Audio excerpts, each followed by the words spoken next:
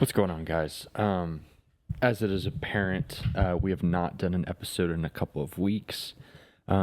We tried to do an episode, I believe, 2 weeks ago, and we actually recorded about half an episode until we ran into some technical difficulties that we could not resolve that day. And so we planned on trying to get the rest of it at some point during the week, and we weren't able to. So before we start this week's episode, we are going to put that half episode at the beginning of this one.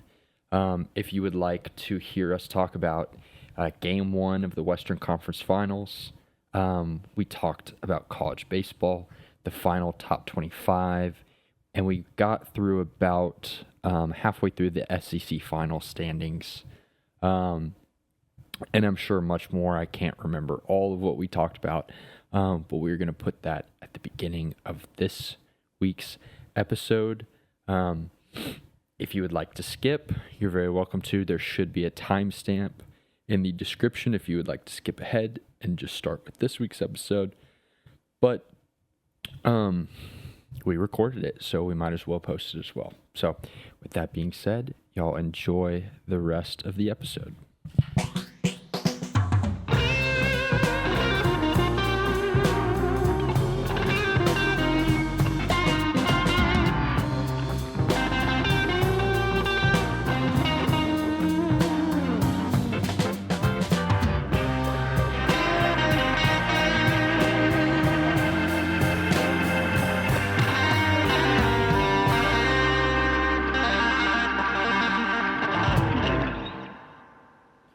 All right, today is May 19th, 2026. And I think a lot of y'all had a good night last night. I know one person did. I did. We are going to talk about Game 1 of the NBA Western Conference Finals. Spurs versus the Oklahoma City Thunder. That game was cinema. It was, man. That game was amazing to watch. Again, I'm not super invested in the NBA as you are, but it was awesome to watch. I mean, we'll get into all the details. There's a lot to talk about. I'm honestly just gonna let you talk because I know you have a lot to say. We'll talk about college baseball regular season recap. Talk about the final top 25, how UCLA remained the number one team the entire season. I think they're the first team. I think I saw they were the first team either in a really long time or first team ever to remain number one team the entire season. We'll talk about SEC final standings, specifically, I guess, where A&M ended up, but also Georgia, Wes Johnson, SEC Coach of the Year candidate. I mean, you can also put early Schloss is in there again. We'll talk about the 64 projected field of 64. With the tournaments coming up, I'm assuming there will be a little bit of a shift in some teams as far as where they get put. And also, this is a D1 baseball projected field of 64. This isn't an official NCAA tournament. It's not exactly what it looks like. So we'll talk about that. We'll talk about A&M versus Mississippi State. Don't know how A&M was able to beat Mississippi State this past weekend, but with that win, we would like to think it solidifies us as a top 8 national seed with the potential to host super regionals if we get out of our own regional. We'll talk about the season as a whole. I guess it would have been cool if we would have gone back. I guess I could look in my notes and see what we were thinking about A&M at the beginning of the season versus where we are now. We'll talk a little bit about the SEC tournament. You just said that the first ABS pitch challenge was in college baseball, specifically in the SEC tournament, happened this morning. Yep. Missouri versus, who is it? Miss. Ole Miss. We'll talk. Yeah, so we'll talk a little bit about the SEC tournament. We'll talk about the PGA Tour Championship. Do you know how to pronounce his name? Aaron Rye, Aaron Rye. Okay. I believe. Rye wins. He was a 150-1 bet. Biggest underdog to win a tournament in the last 20 years. Pretty crazy. We'll talk MLB news. The AL West is The AL. it's a deadlock at the top.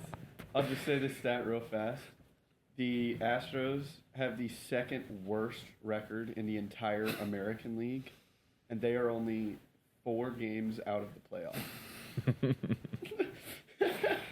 Oh, that's hilarious. Insane. Are they 18 and I think they're like 20 and 30, 20 and 30? Okay. something like that. Yeah, because the Mariners are 23 and 26, Yeah. and Cal Raleigh's on the IR.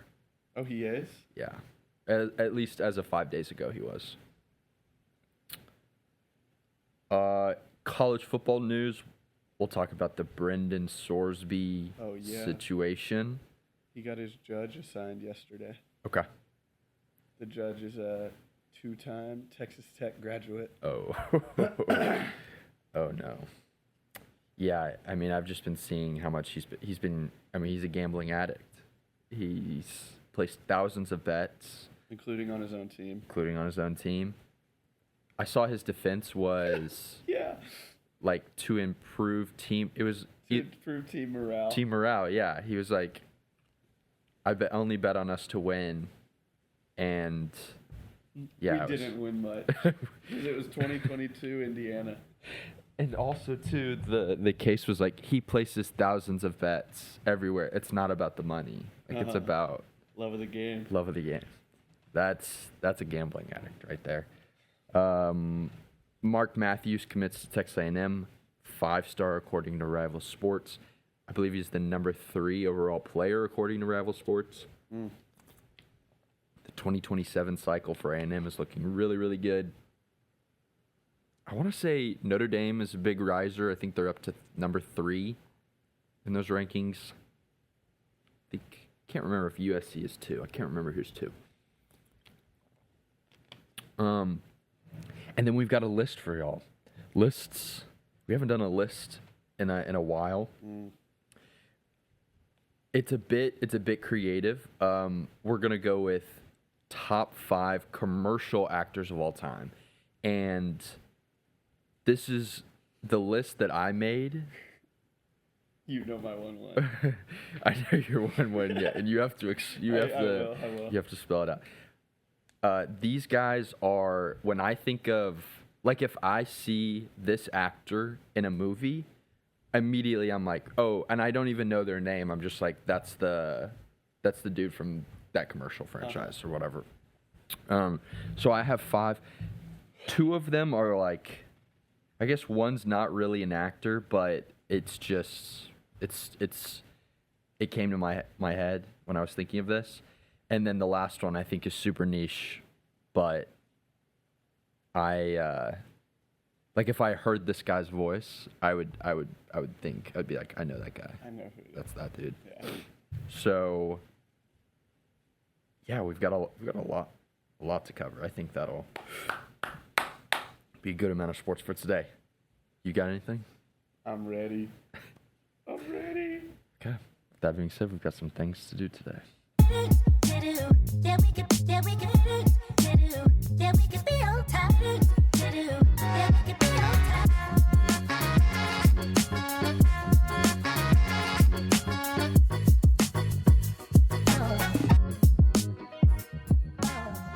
Let's get into it. Game 1 of the Western Conference Finals. Game goes to double overtime. Victor Wembanyama, 41 points, 24 rebounds, 3 blocks, 3 assists. Dylan Harper, 24 points, 11 rebounds, 7 steals, 6 assists. 7 steals. He was a fiend on the defensive side, and I mean he was just getting to the rack. Offensive side. Oh man, it was cinema. backtrack from even before the game, just like how anticipated this series is. I think I texted it. Yeah, I texted it to you. This is the first series since the 1998 finals where it's been two teams with 62-plus wins against each other, which boggles my mind. Mm-hmm. That's crazy to me. Mm-hmm. Yeah, that shocked me. But, yeah, they're so very anticipated. You know, Wemby and Shea, that there are plenty of arguments of who's the best player in the world. I don't think it's much of an... Maybe this is my bias speaking. I don't think it's much of an argument to say, like, one's on the up and up. It's like, does Shea hold the title this year before Wemby takes it over? That's really more of the argument, I feel like. Mm-hmm. But, yeah, so right before the game started, Shea received his second MVP in a row, back-to-back. Got the trophy from Adam Silver. I finally saw the clip. They didn't show it on the broadcast of Wemby watching from the sidelines, and man, it was sick. He was just sitting there. No one was talking to him, and he was just staring him down. Steph Castle came over, just whispered in his ear. Wemby shaking his head, like, yeah. And then, I mean, we watched an absolute masterclass. Prisoner of the moment, maybe the best basketball game I've ever watched because it's my team too. Like my favorite basketball game I think I've ever watched. I saw a lot of people saying it was the best game one of the Western Conference Final history. Yeah, which I think, I mean, that's probably true. Yeah, I can't go back in my head and think of a better one. Yeah. So. Oh my gosh. Yeah, and SGA had 24 points, 12 assists, and Alex Caruso actually had a really good night. 31 points. Career night. 8 for 14 on three-pointers. Went to waste. It did. Shea said that in his post-game. Like, sad it went to waste. Yeah. But the Spurs, so without De'Aaron Fox also, their starting point guard, so Dylan Harper, people forget. Dylan Harper got the start. It was the starting five for the Spurs was the youngest starting five by average age in the history of the conference finals against the defending champs and the two-time MVP. And they got it done. That's crazy. They got it done. And you told me that last night, and I have to think that they broke the record that OKC set. Yeah. Either last year or, Yeah, last year or 2 years ago. Yeah, because I think it was 2 years ago. I don't think, the Thunder didn't make the conference finals that year, but they were the 1 seed. Yeah. And because it was all the comparisons to Auburn and OKC, where they were like identical in starting age or average starter age. It's just crazy.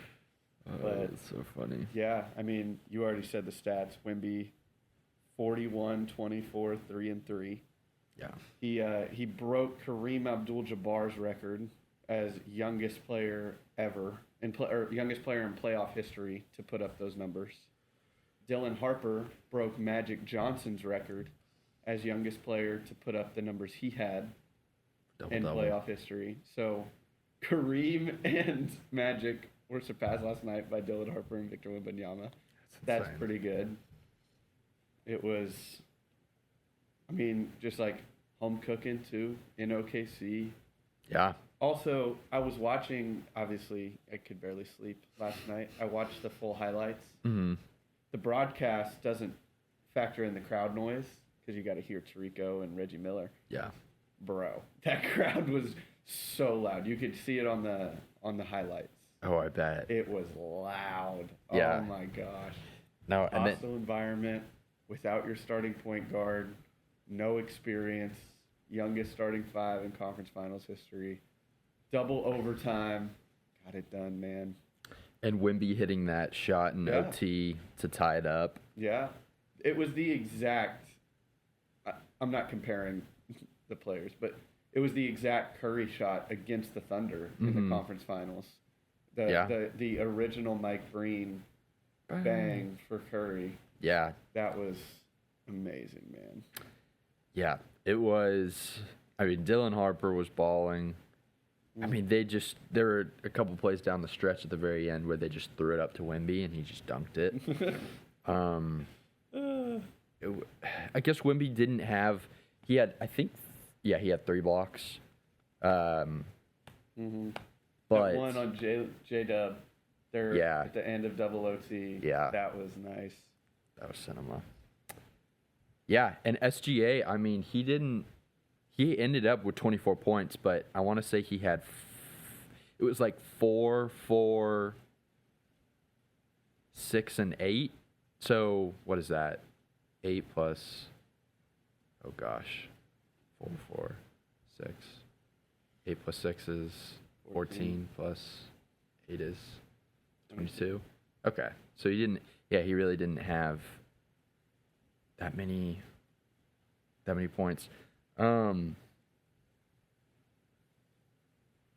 Yeah. Go Spurs, go. The minutes played is hilarious to me. Like Shea and Devin Vassell both played 51 minutes. Also, Devin Vassell, give him flowers. Like, he was huge. He hit some big threes. He had a couple threes, and yeah. He had 2 blocks. He had a block on a J-Dub fast break, like an emphatic one off the backboard. Mm-hmm. And then that clutch block on Chet in overtime. Mm-hmm. Yeah. On the second chance. That was just incredible. Oh, it was all. Oh, that game was perfect, man. That game was perfect. It was if that is game 1. Hopefully, I was saying that. So again, I'm not as like invested. I do want the Spurs to win, but this was your team. Yeah. So it's easy for me to be like, I hope every game is like that. I don't think you're thinking the same way. I mean, if they end up winning the series, I'd be fine with it. But I can't handle every game going like double OT, that back and forth. I think I'd have a heart attack. Yeah, going to game 7, and it'd be like that. I mean, I checked my heart rate from my watch at one point, sitting in a chair, and it was at 119. Yeah, no, it was a great game. Spurs just came out on top. Mm-hmm. What are you thinking for game 2? So they're gonna have De'Aaron Fox back. Looks like it. I mean, hopefully you're not gonna have as many turnovers. Yeah, De'Aaron Steph Fox in the game. I love Steph Castle, so I'm not dogging on him, but he's a 2. Mm-hmm. Like I do not feel good about him bringing the ball up every possession. He had 11 turnovers, so hopefully Fox can get that better, limit the fast break points. And OKC's defense is really good, so that's not. I mean, both of these teams were top 3 in defense this year. Yeah. With Minnesota being the other one. Yeah. So I feel good. I mean, you asked me, I think it was you, or maybe it was Chase, of like, what's the actual prediction? And like, the Thunder should win. Oh, frick. I'm so sorry. I have to take this call. This is about my car. Oh, yeah, so you're good. You can for a second. Okay. I'll talk about. I'll save his talk about Spurs. Knicks versus Cavs tonight at 7 p.m. on ESPN. Cleveland is plus 215. The Knicks. I mean, we were talking about it beforehand.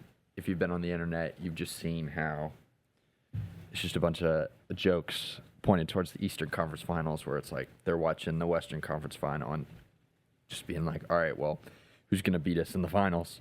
I mean, if you're a betting man, you would have to think that the winner of the Western Conference Finals is going to be clearly the favorite in the finals.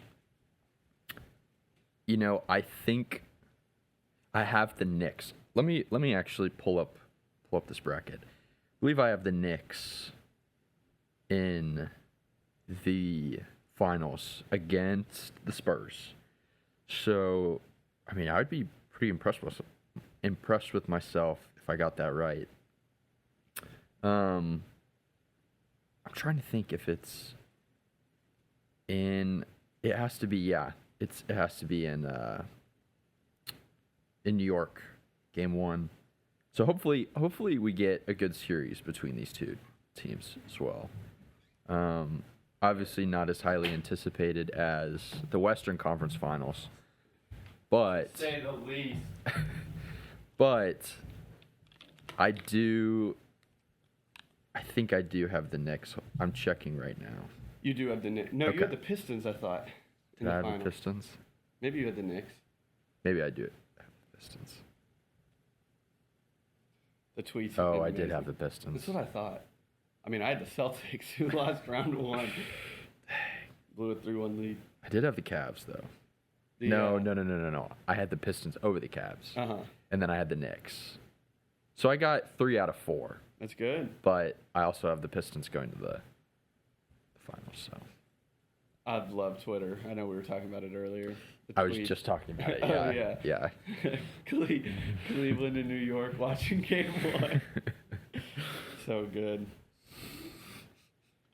Man, the Spurs are so special. I love you.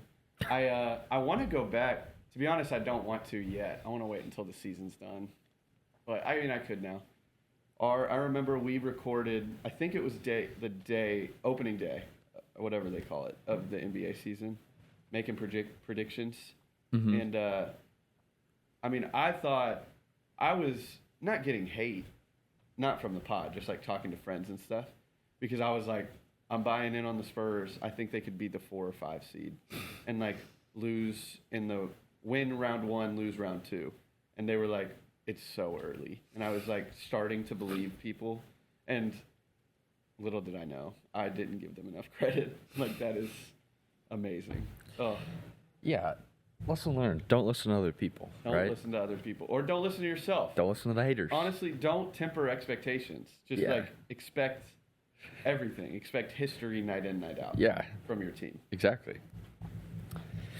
But, one more thing I'll say. I mean, I could just say. No, keep going. I mean, I'm out of here. it's so. I feel so blessed, man, to have the Spurs. Oh my! Like such a. They're a small market comparatively. You know, Mhm. they're not in New York or LA. Obviously, it's San Antonio, Texas. Yeah. But just like, they're. This is totally biased, and I haven't thought about this hard. They're one of like the most well-run small market organizations in all of sports, I feel like. I mean, they've been doing it for so long. Looking at their drafting recently, so in 2019, they drafted Keldon Johnson at pick 29. He was an all-star whenever he was a starter when the Spurs were bad. Mm-hmm. Just won 6th man of the year. He had, I think, 13 or 15 points last night off the bench. Great. 2020, they drafted Vassell at pick 11. He is a dog. Yeah. He can shoot. He can play defense. Like, awesome. And then, obviously, you know, they had the run of Wemby at 1. Like, that's not too hard. Yeah. You can't really overthink that. Castle at 4. That's less about the Spurs making the right decision and more about the Rockets making the wrong decision. Yeah. Like, I know it's still really early in on careers, and I'm not, like, totally throwing this guy out, but, like, picking Reed Shepherd over Steph Castle's looking kind of tough right now. Yeah. And then Dylan Harper at 2. He was an obvious 2 behind Cooper Flagg. Oh, and then I'll just go ahead. And then also last year, Carter Bryant at pick 14. Yeah. I mean, he was getting minutes last night. Yeah. No, He's was. a rookie. And on the 2 seed, and he's getting valuable minutes being told to guard the back-to-back MVP. Yeah. And kind of clamping him. Yeah. Which is just awesome. Holding his own. Yeah, I've loved it, man. Professional organization. Here's Bill Simmons put this out, who I've said many a time I love his podcast, and anyone who likes basketball should listen to it. And Ryan Russillo did this too. If Dylan Harper were in this year's draft class, where do you think he'd go? So Dylan Harper, AJ DeBansa, Cameron Boozer, Darren Peterson, Caleb Wilson. Because, you know, it's kind of like a top 4 right now. To be honest, I don't feel educated enough to be able to answer that question. Yeah. Good That's enough. fair. That's fair. I mean, it's hard. It's also a little unfair because you've seen, like, we just saw Dylan Harper break a Magic Johnson record. Mm-hmm. So, like, that's that helps the case a lot. Mm-hmm. But they were saying, I think Dylan Harper would go 1 over. That's Vanson, great. Yeah. which is just crazy. I mean, I didn't watch him play in college. Like, Yeah, I he's on didn't. Rutgers. Yeah. I didn't. Funny enough, though, Rutgers had Dylan Harper and Ace Bailey. And I think they missed the tournament. Yeah. A&M beat them because I think A&M had to play him at one point. So strange how that works. But, so, yeah, I wasn't really, like, I didn't watch him in college and stuff. And obviously watching him now in the NBA ball out against the best players in the world, it's like, you know, that transition, for whatever reason, like, it was super smooth. And honestly, I do want to credit the Spurs organization because I think whatever they do, and I mean, you could take your guess. Anybody could have a guess on it. But that organization makes their players, prepares their players in certain ways and has a certain atmosphere and has certain people in the building to where those players transition from college to the professional, to the NBA, and they are successful and they feel like, I don't know, they have the pieces around them to make it work. And yeah, I mean, that is the difference between a well-run organization and a successful one, and one that wins championships and ones that don't. And I don't know, they being in a small market, I feel like there's a lot less pressure. Maybe that's, I don't know if that's fair to say. In a way. Because the fan base, I know, is still, Yeah. you know, however many you win, I mean, that's just becomes the expectation. But San Antonio, LA, different. Yeah. New York. I think that's kind of where I'm at. Yeah. Yeah. It's like, New York, LA, San Antonio, it's different. It's a different Similar. kind of pressure, I feel like. Like, LA, New York, like, they have plenty of, like, super fans, obviously. But they also have plenty of, you know, the bandwagon or, like, not super into it fans. Mm-hmm. So I feel like the pressure on the big market teams is, like, you lose a game and it's, like, fire everybody, you know, get rid of, trade everyone. The Spurs have a different type of pressure, and other successful small market teams, because it's not there. I feel like there's a lot more buy-in, or like a higher percentage of the fans are really bought in, even though it's a smaller number in total. Yeah. But the pressure is like, oh, you always win, even against odds. Like, even being small market, even not being able to pay as much as some of these other teams are. So it's just, like, different. I don't know. Yeah. No, I get that. Whatever they do, they're good at it. So, credit to the Spurs. They win game 1. Game 2 is tomorrow. Yes. In Wednesday OKC. night in OKC, 7:30. Game 2. I'll be at work. I will not. I don't know what I'll be doing. I'll be watching the game. That's what I'll be doing. Frick. I got to take another call. I'm sorry. Okay, no, you're You good. start, I'll catch up. Okay. Sorry, it's all about my truck. No, you're good.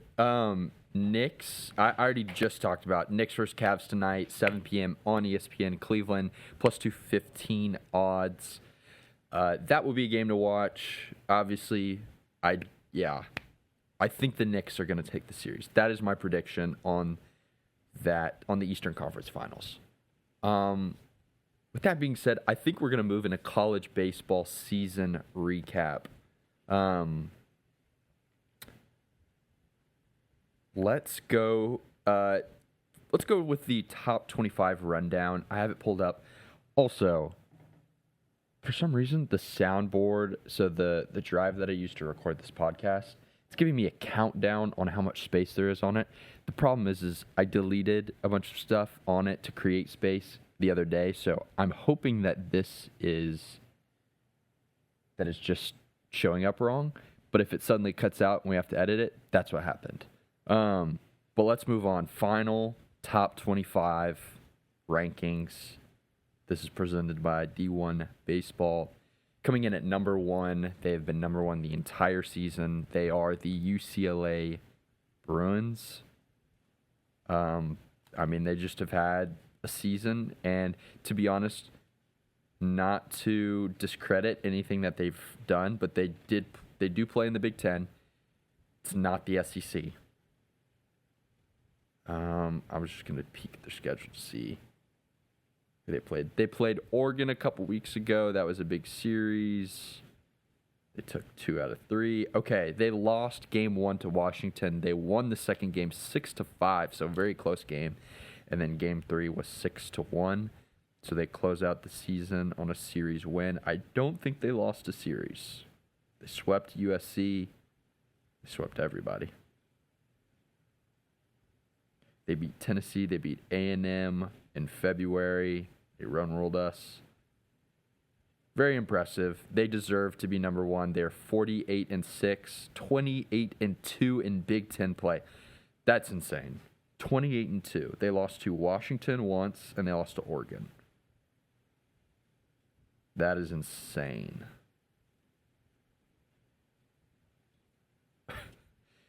I mean, that's historic. 28-2. UNC comes in at the number 2 spot. Again, at the beginning of the season, the question was, can this heavy portal lineup, can they hit? And they can. I think that is, I think it was answered. They finish out the season with a record of 43-10, 22-8 in the ACC. That is very impressive. They had a series win against Georgia Tech. Yeah, and they closed out the season against NC State, won 2 out of 3. We'll talk about the field of 64 and what the projected regionals look like. Georgia Tech, after we do the top 25. Georgia Tech coming in at number 3. The Georgia Bulldogs, they are at number 4. All of these teams that I've listed so far are projected to be super regional hosts. Texas coming in at number 5. They are projected as super regional host as well. They close out the season against Missouri. They get a sweep. Auburn coming in at number 6. They have a lot of quality wins against quad 1 opponents. Their hitting came on late, especially against A&M. And let's see. They lost the series to Georgia to close out the season. They did not get swept. But, I mean, it just goes back to Georgia. I mean, they went... Hold on, I actually have that written down. They went 43-12 overall with 23-7 in the SEC. That is incredible, considering the talent, how good those teams are. Oregon State coming in at 7. They are kind of the only team in this so far that is not projected to be a super regional host. That is ranked highly. And it is, I mean, their quality of competition was just not the same as all the other teams that I've listed so far. Southern Miss is coming in at 8. I believe they are the 9 seed in the field of 64. West Virginia coming in at number 9. Texas A&M rounds out the top 10.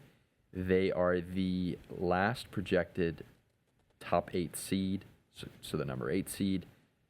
They won the series against Mississippi State this past weekend.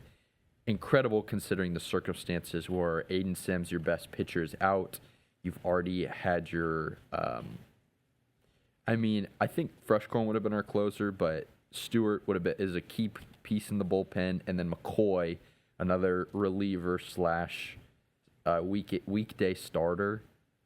He went out. He had to get season-ending surgery.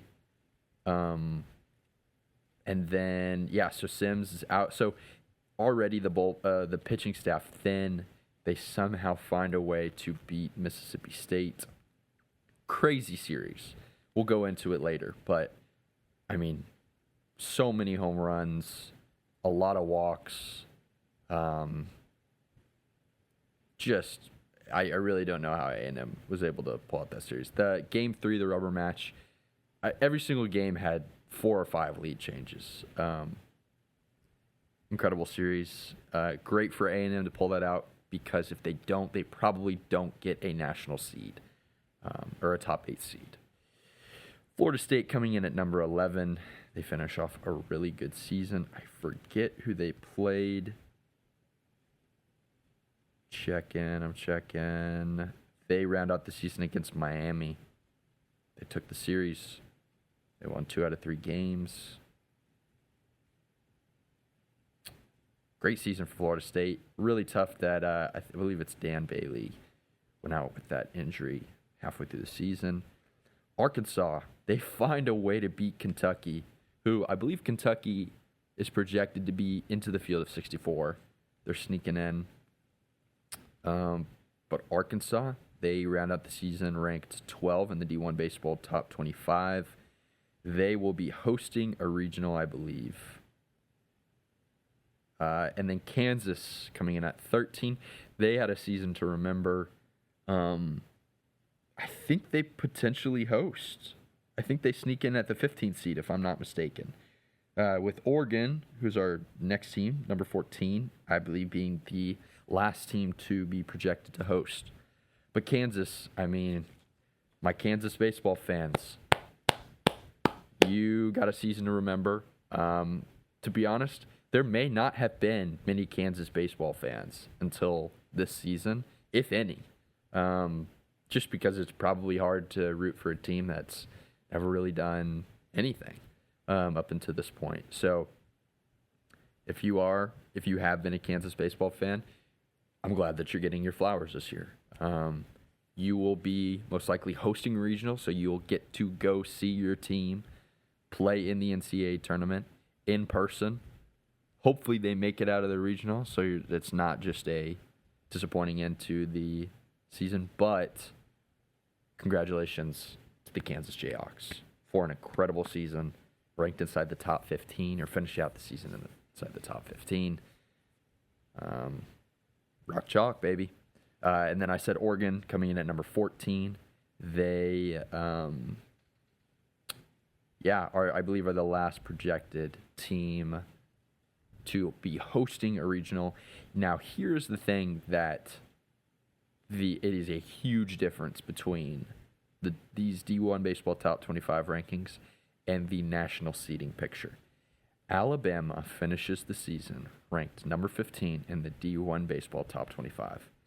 They are projected the 7th seed overall, which means they will be hosting regionals and potentially, if they make it out of their regional, super regionals. They're moving up 8 spots, and it's due to their incredible RPI rank. But still, I can't wrap my head around how. Now, they're 18 and 12 in the SEC, which is incredible. 37 and 18 overall. So let's just go through their schedule and see what the dealio is. They have a loss against Southern Miss, loss against Houston. They got swept by Kentucky. Welcome back. Sorry. No, I'm running through the top 25 right now. I am on Alabama, and I'm just trying to figure out how they're ranked 15 in the top 25 rankings, but they're projected 7th seed. So they got. Do you know their RPI? It's top 8, okay, I believe. That makes sense. I think they're 6 or something like that. So they got swept by Kentucky. Then they swept Florida, swept Auburn, took a series from OU, got swept by Arkansas, lost the series to Texas, lost the series to Tennessee, swept Vanderbilt, swept South Carolina, and then won the series against Ole Miss. That is a very strange SEC conference experience. Because you sweep Auburn, which probably the only time Auburn got swept all season. And then, who else did they?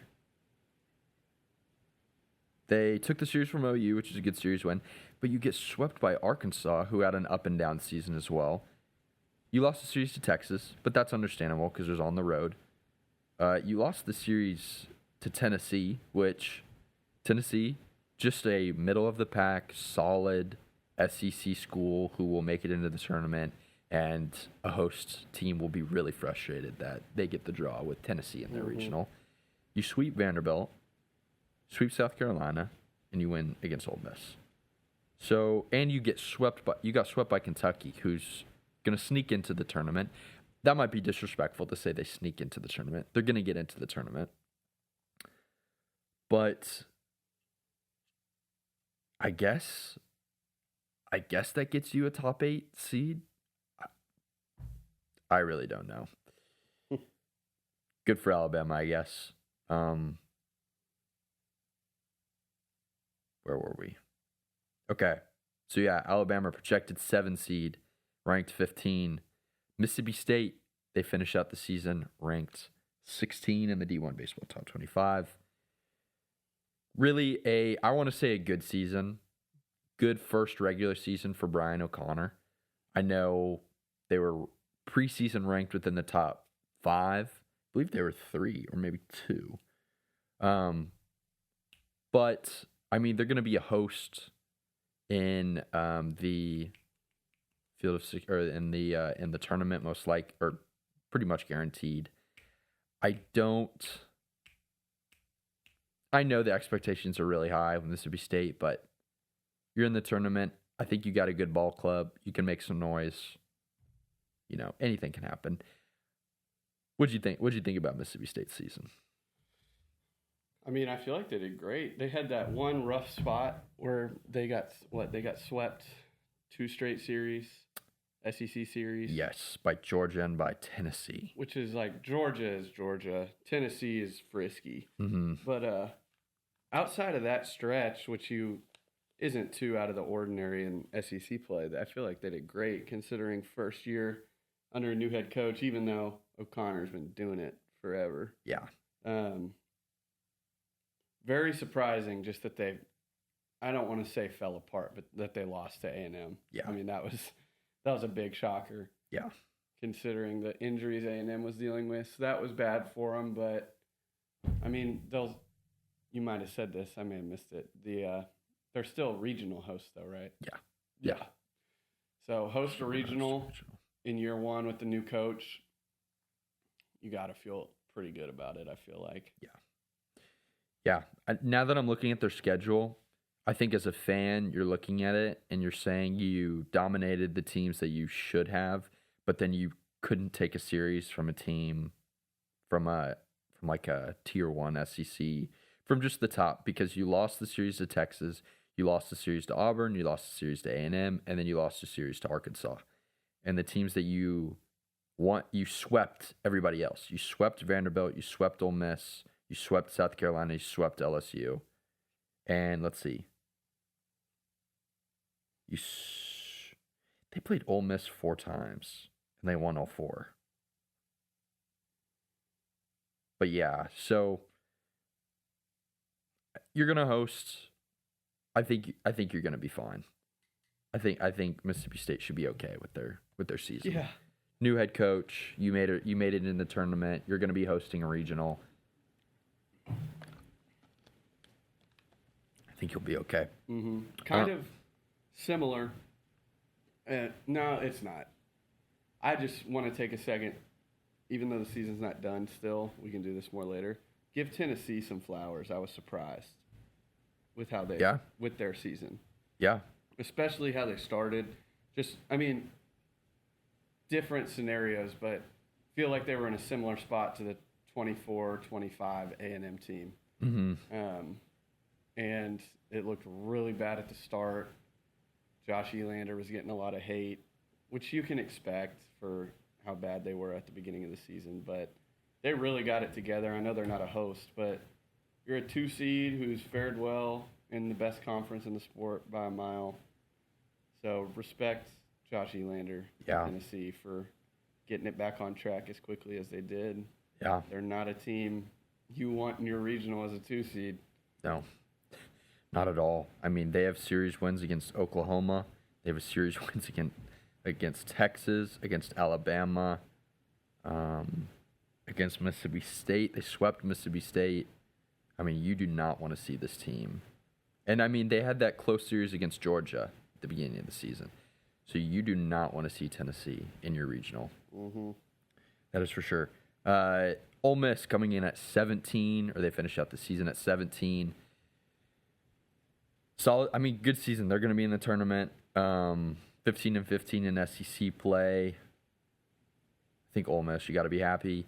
Florida, I mean, they're fighting for a top 8 national seed. Their RPI is really good. They have a weird, it's an Alabama weird thing where they're ranked low in the rankings, but they're fighting for potentially a Supers host, which I don't see necessarily, but we will see. Oklahoma State finishes at 19. I want to say they're top. The Big 12 looks like, I think it's Kansas. Is it Kansas, Oklahoma State? All right, today is June 2nd. Shout out Flight. Shout out The month Flight. of June. June flight. We're back. Another couple week break. We actually did try and record an episode 2 weeks ago, and so we ran out of space on the flash drive that we record things on. But the thing is I foresaw this problem, and so I basically took a bunch of the files on the flash drive. I dragged them into the trash can, but I forgot to press empty, and so it didn't actually delete anything. So anyway, we got about halfway through an episode, and we ran out of space, and I tried for like 30 minutes to figure out a way to record. It just didn't work. And so we had to postpone, and then we weren't able to record to finish it out. And then last week it just didn't happen. So here we are, June 2nd. There's been a lot of sports that's transpired. Specifically, Spurs Thunder. We missed Selection Monday for tournament for regionals for college baseball, and we are now recording after A&M lost their regional to USC last night. We will discuss what we thought of A&M baseball throughout this season, specifically towards the end, how we feel about Michael Early's second year, what we think needs to change, or just what we think would look good this upcoming season for Texas A&M baseball specifically. We've got NFL trade news. Holy. Yeah. Yeah.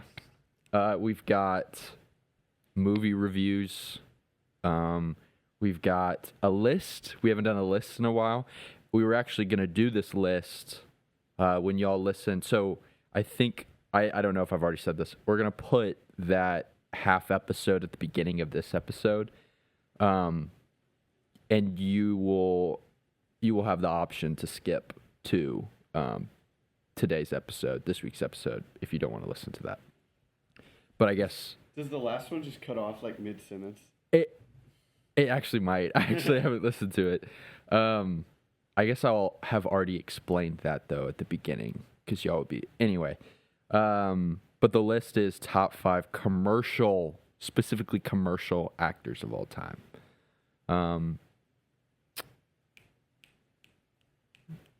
AC Milan, we do need to have a discussion about AC Milan. Yeah, we do. Do you know what happened? No. I know PSG won something over Arsenal. They did. They won the Champions League. I was happy. That's Wemby's team, so that's my team. Paris Saint-Germain. I am now Paris Saint-Germain. Gerard. Gerard. I don't know what it Paris is. Saint-Germain Butler. No, we need to have a discussion because Milan. So we were top 4 all season. Last game of the season, we're playing. They're in the bottom half of the Serie A. We lost. At home, we got bumped down to 5th. We're not going to the Champions League next year. Lord. The manager's already been fired. People have already been traded. They cleared house already. Oh, wow. Yeah. It's not good. Oh, and the USA men's national coach is rumored to be in talks with Milan to take on that. That's good for the U.S. It'd be very interesting because Pulisic,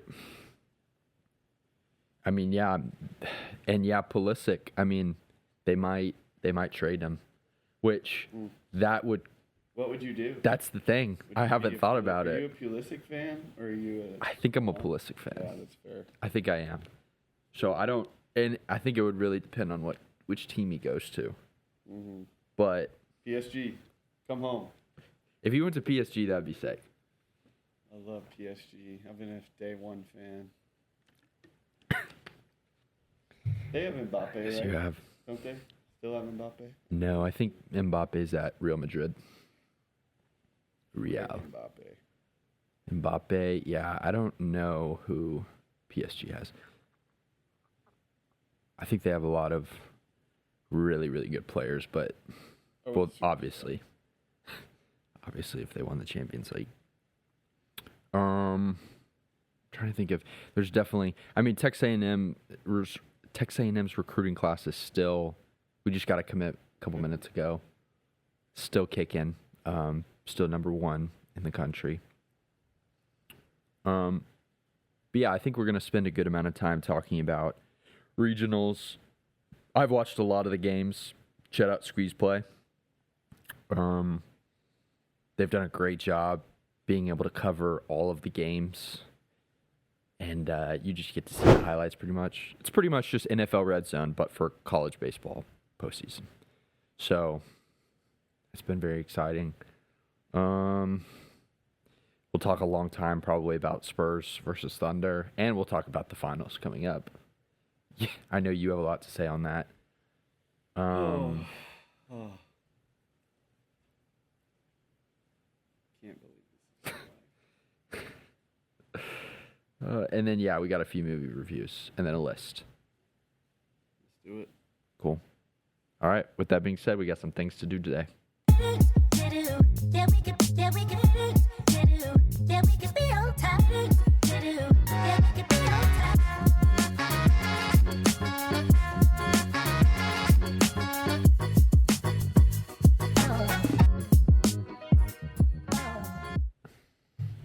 All right, do you want to start with college baseball? Let's start with college baseball. Okay.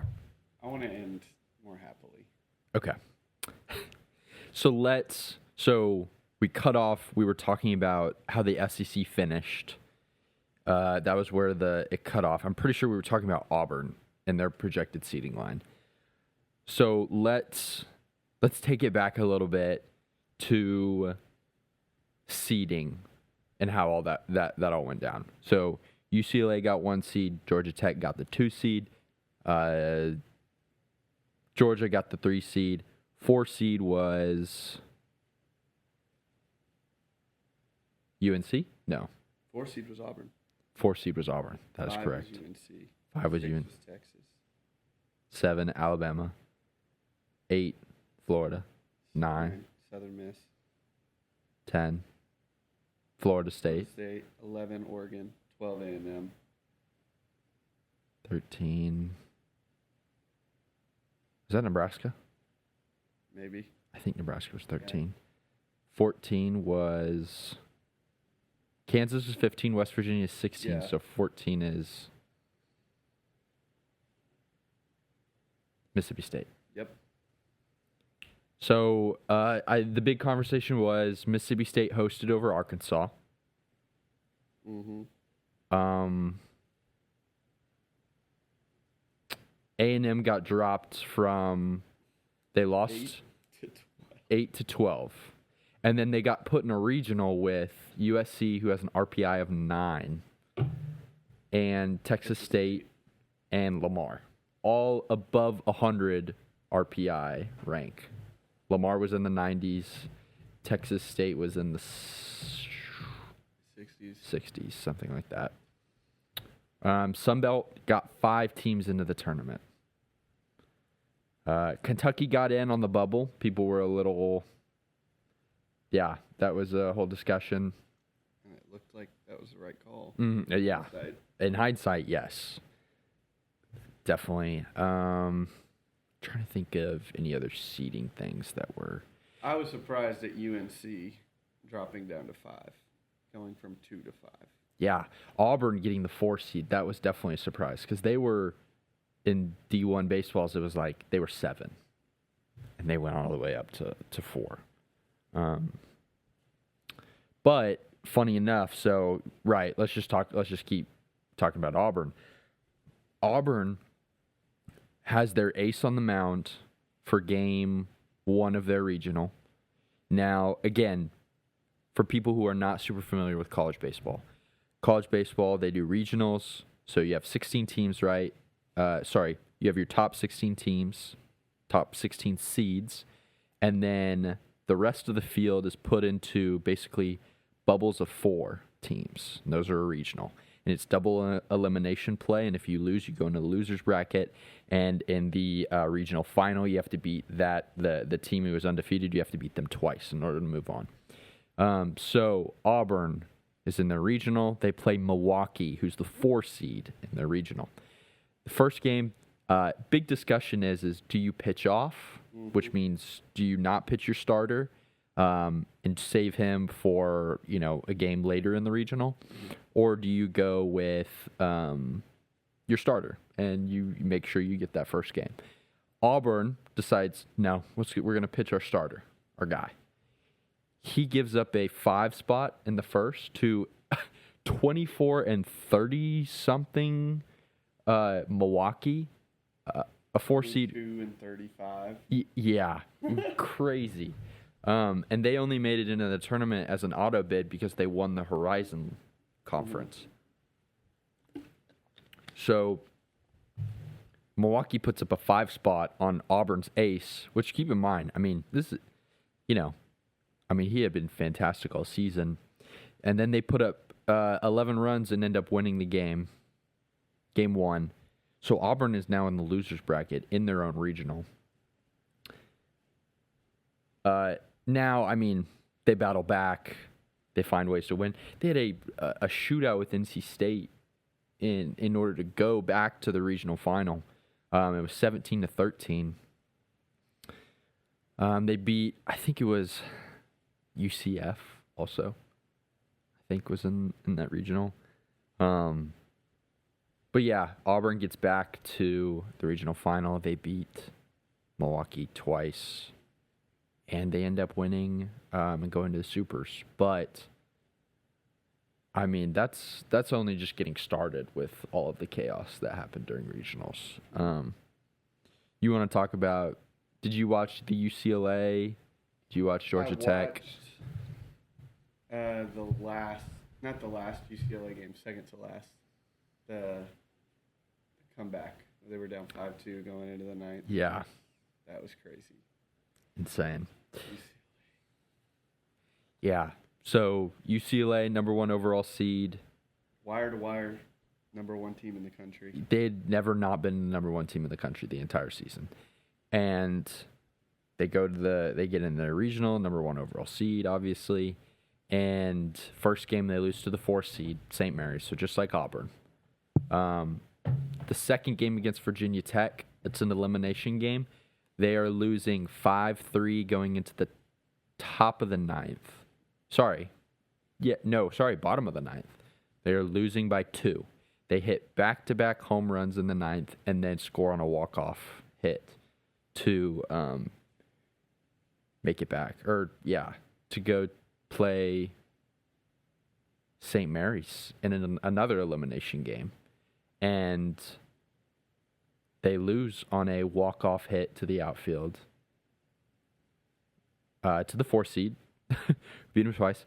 And Cal Poly, who never had to play UCLA, the number 1 overall seed, goes undefeated in the Los Angeles Regional and is making it to the Super Regionals. Ridiculous. Georgia Tech. That's the one I feel the worst about. It's a shame. Because that is a national championship team. Von Lackey and Drew Burress bounced at home. Both games against OU. So Georgia Tech made it to the regional final. They had to beat OU once. OU had to beat them twice. Georgia Tech is up, I want to say, 8-2 in the first game, and OU comes all the way back to beat them. And then in game 2, it goes to extra innings. Again, there was a period where Georgia Tech was leading by 6 or 7 runs. And OU comes all the way back, ties it on a Willits hit to the outfield that scored. I forget who it was who scored. Ties it, go to extras. Georgia Tech, 3 up, 3 down, or something close to that. Top of the 10th, and then bottom of the 10th. Tonky? Something. It's all printed on all these people's T-shirts. I forget what his last name is. Something like that. Hits a 450-foot nuke over the batter's eye to send OU to the Super Regionals. Side note, we got to change the format where the home team isn't the home team. I agree. That's I agree. Ridiculous. Like, the fact that OU walks them off in their crib is just like, how? Yeah. No, it was so funny because it messed me up. You remember how I sent the text and I was like, we completely changed up our lineup? It was because I was watching the top of the second. And I thought it was the top of the first because, well, it was something where I was watching it, and because I was expecting us to be in the bottom of the whatever inning, and so I saw Jake Dewar, and then, like, who's after Jake? Ben Royo, and I was like, oh no, I was like, Nico Partida's leading off with Jake Dewar hitting second, and then Bear Harrison hitting third. And then I realized that we were just the away team. So, yeah, I agree. I think it's a little, it's just a little weird.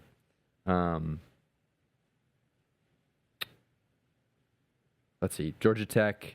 Yeah, I mean, Georgia Tech, it's just so sad because they haven't made a super since 06. And that team was national championship caliber. And they get bounced in their own regional. Just so tough for GT fans. Yeah, both UCLA, both the number 1 seed and the number 2 seed, get bounced in their own regionals. And don't make it to supers. Those were probably the 2 biggest upsets in regional play because Georgia made it. UNC made it out of their regional. Let's see. Yeah, Georgia, Auburn, UNC, Texas. Who's the 7th seed?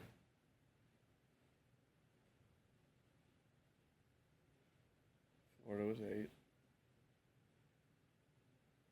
We just said it. Oh, Alabama. Alabama made it out of their regional.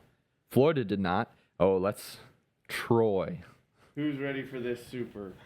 Troy is hosting Little Rock.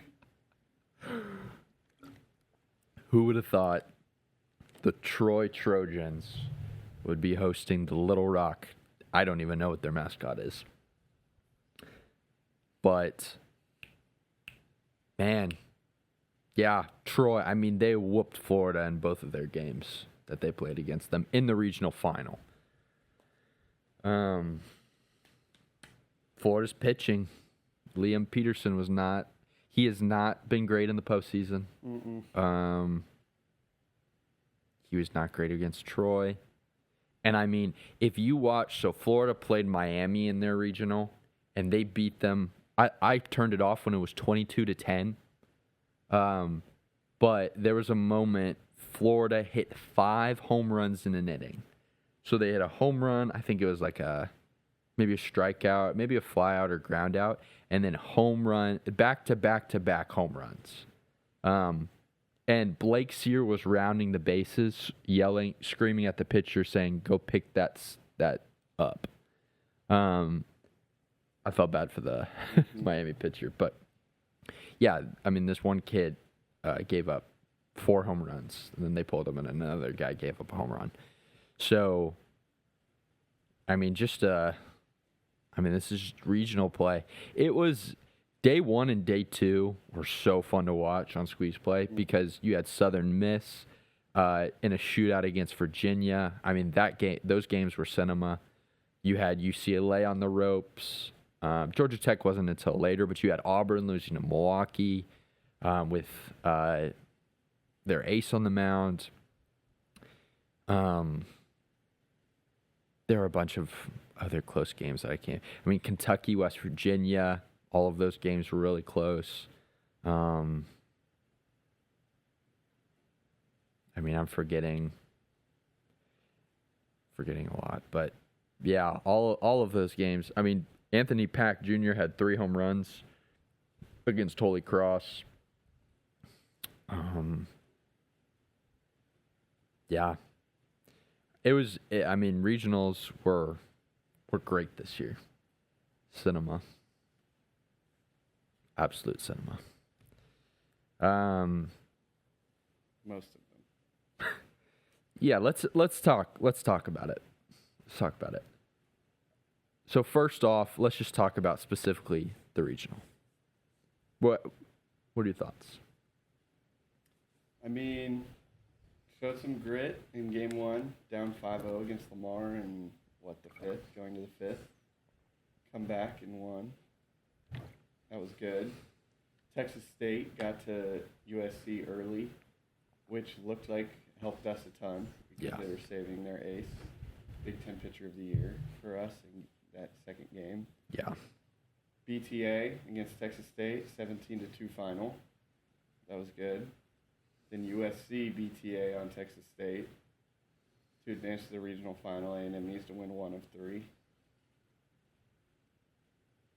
And couldn't get it done. Yeah. Ugly showing in game 1 against USC. We had 1 run, I believe, 2 runs of 3. Because it was a Gavin homer, a Chris homer, and then somehow, yeah, the final score was like 12-3 or something. 12-3, yeah. Going in, game 7. What are you prepared to do about it? Clayton Freshcorn. Yeah. Respect. He did everything that he 99 could. Pitches, I believe. Mm-hmm. Gave up a 3-run home run on the 98th pitch. Yeah. Hindsight, obviously, part of this, but I think he was just in for 1 too many pitches, too many batters. Because it was 2-1 with 1 out in the 7th, I believe. I think so, yeah. Something like that. He had 2 on, and they threw to Aggie Lopez. Yeah. Who just hit a tank. Yeah. So 5-1, you have 9 outs left. Tough deficit. They made it worse. Yep. But sad way to go out. Pitching injuries, not having Sims was big. Obviously, we're without McCoy all year. That was not fun. Stewie. And the pitching depth was already a problem. I mean, we just didn't have that many arms.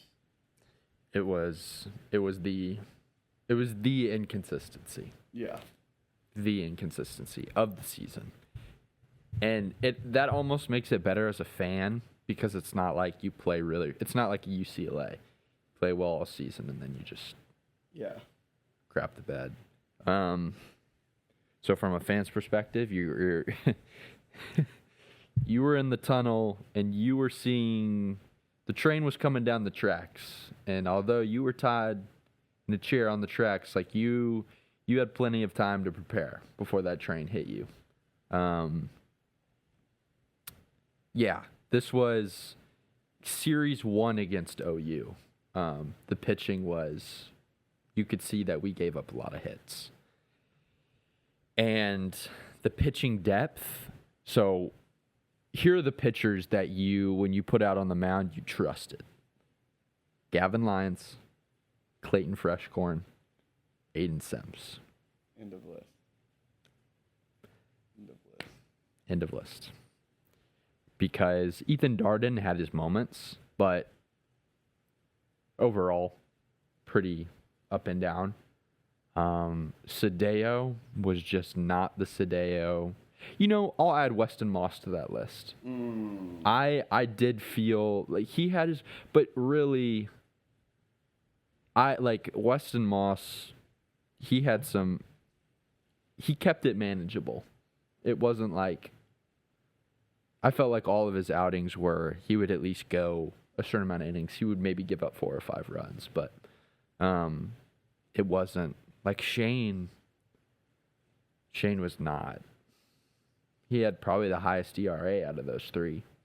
Yeah, and so to be honest, if you have Sims for one of those USC games, I'm not saying that you're going to win it, but you have Sims, and then you can go to Lions, or you can go to you can go Sims to Freshcorn if need be. And so you feel good about one of those games, just having all your bullets, your pieces, in order to go out there and compete. The offense was great all season. Those last 2 games, USC's pitching is really good. So it kind of you just needed a pitcher to be able to go out there and only give up, 2 or 3 runs total for the entire game. You needed that to work. And I mean, we were talking about it last night. We'll be forever chasing the high of the 2024 season. Yeah.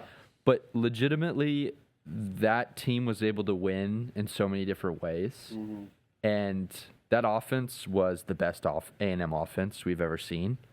But the pitching staff, so in like the Arkansas game against Hagen Smith, best pitcher, and arguably that year he was the best pitcher. Mm-hmm. Definitely in the SEC. And we were able to win that game because Prager was able to keep it whatever it was, like 1-run game, 2-run games, whatever it was. You were able to hang in those really close ones when you needed it, even though the offense was, you didn't need the offense to go out and win every single game. You could win so many different ways.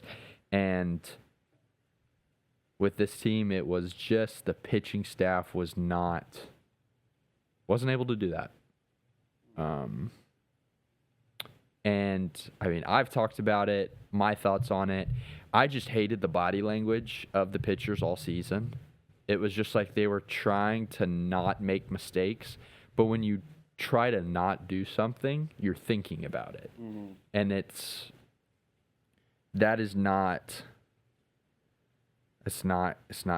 just isn't you're going to get what you saw, in my opinion. And so, yeah, what you saw with the pitching staff under Max Wiener was just guys, they were just going out, having fun, trying to execute pitches, give up a home run. It's all good, next pitch. But whenever Shane would give up a hit to the outfield, brother would freak out on the mound, and all of them. I mean, just seemed like the whole team was in some ways pressing sometimes throughout the season. And I mean, there's to a certain degree, you want to win, you got to show that you care, but it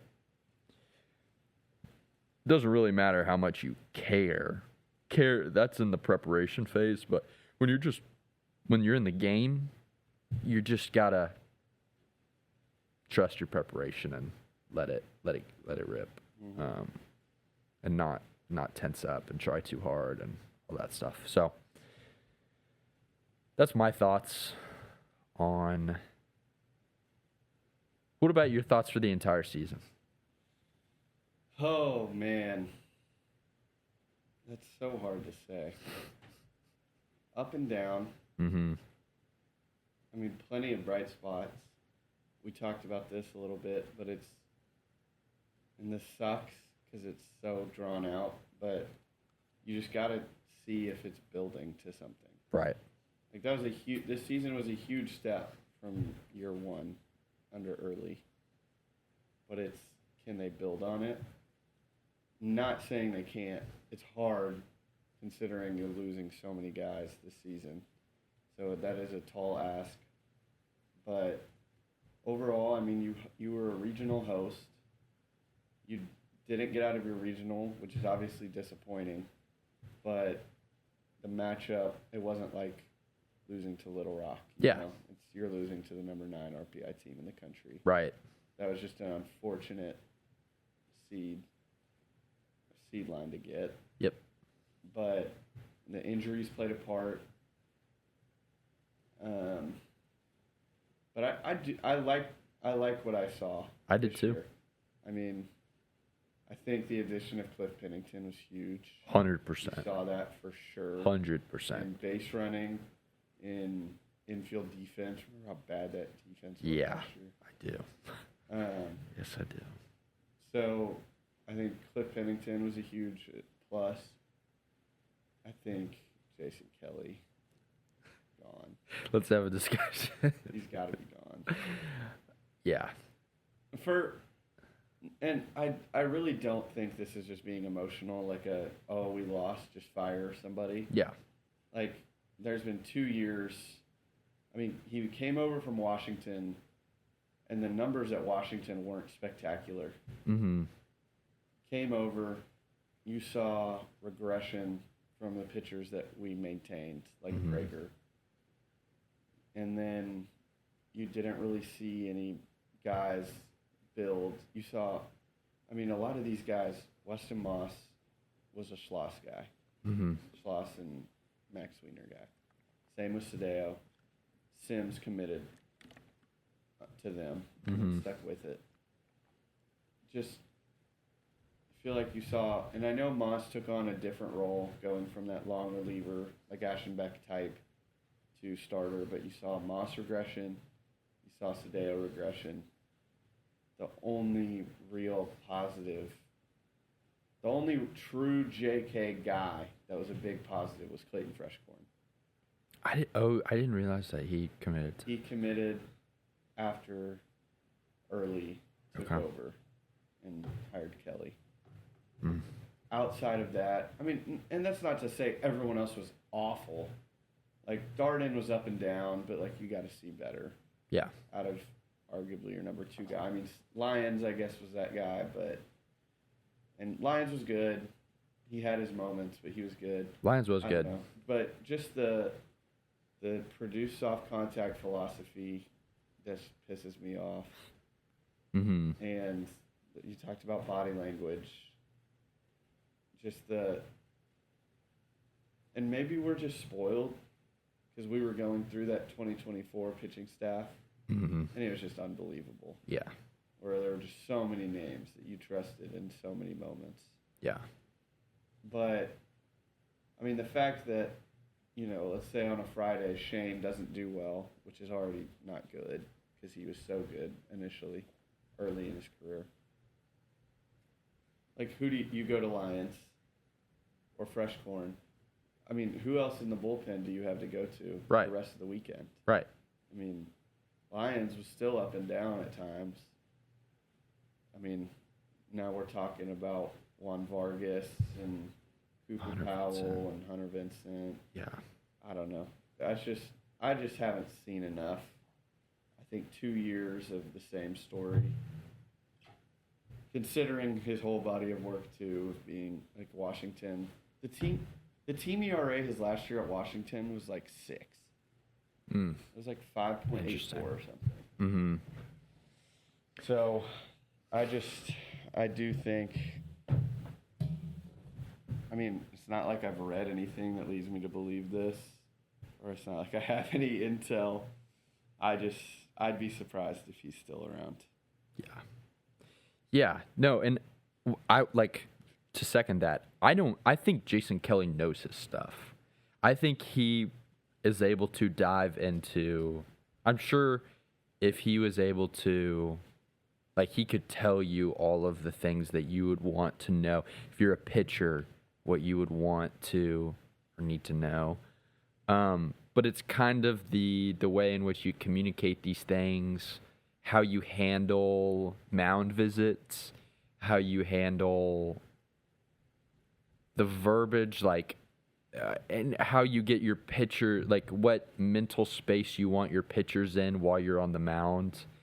And even, I mean, I see it throughout the team, like how, like as a coach, what do you want to emphasize? Because if you emphasize winning at all costs, there's a lot of pressure that's built into that. And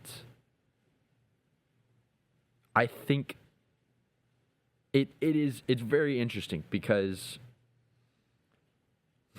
it's just a double-edged sword there, because I think it creates just a streaky, if you're doing really well, I mean, you can go on a heater, but if you start to mess up, then it just compiles on itself with that pressure. Whereas if that pressure isn't there, I mean, you would argue, I mean, you get the whole fans, like, they just were out there, they didn't look like they wanted to win. It's trying to balance that sandwich of you want there to be motivation to go out there and do your best, but if it's too much, if that flame is too hot, it's just gonna turn into a bonfire and then a forest fire, and next thing you know, you're the preseason #1 team, and then you're not even making the tournament. So the consistency aspect, how do you, over the course of the season, because if you're really focused on one pitch versus the whole game, I mean, if you just keep zooming out, I think you take less pressure off of yourself because you realize it's more about just executing the pitch and whatever happens versus, a ball to the outfield, that's probably a home run. And it's not. So, again, maybe that's sometimes. I mean, these things are so layered, and we like to just blame Jason Kelly. We like to blame Michael Early, but it really is players buying into philosophies. There's also an element too with Schloss. It's like he's won so much stuff. Players, I think it's easier to buy into what he says because there's results there. Mm-hmm. With Michael Early and Jason Kelly, there's not. They're kind of similar in age, and so there's kind of an element where Michael Early's still figuring things out. And so I think for a player, like, it maybe makes it a little bit harder to always buy into everything because you see them figuring things out, and so you're kind of like, you don't buy into it as much, or you don't listen much. So there's so many things going on, but I think the glaring thing for me personally is just the body language of the players, and that seems like a coaching thing. That seems like a verbiage thing, the way that you're presenting things to them coaching wise. And so that for me is like I don't know, but that's my personal opinion, and I also don't entirely know what I'm talking about when it comes to these sort of things. So but I think it's still true. But, okay, as a whole, as a season as a whole, I agree with you. I am very impressed, especially that Mississippi State series at the end of the season, where so many people were injured, and you find a way to win that. Very impressed by that. Very impressed by the Lamar comeback. You beat Texas State, and then you lose to a good USC team with a ton of injuries on the mound. Or significant injuries on the mound. And you just don't have a guy that can close it out. You're throwing your closer out there, and he pitches over 100 pitches. He gives up, it was really 2 runs until that home run on the 98th pitch. That's not, in my opinion, that's not Clayton Freshcorn's fault.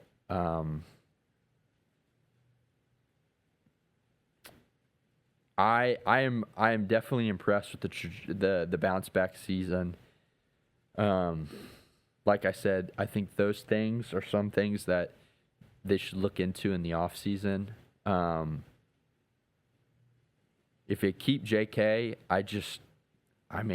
Get on Ozempic. That's the thing. Just, yeah, I don't know. Maybe, I don't know, try something new. Overall for the season, it was just the pitching staff. They gave up so many hits. So many hits. And I'll live with that over giving up a ton of walks.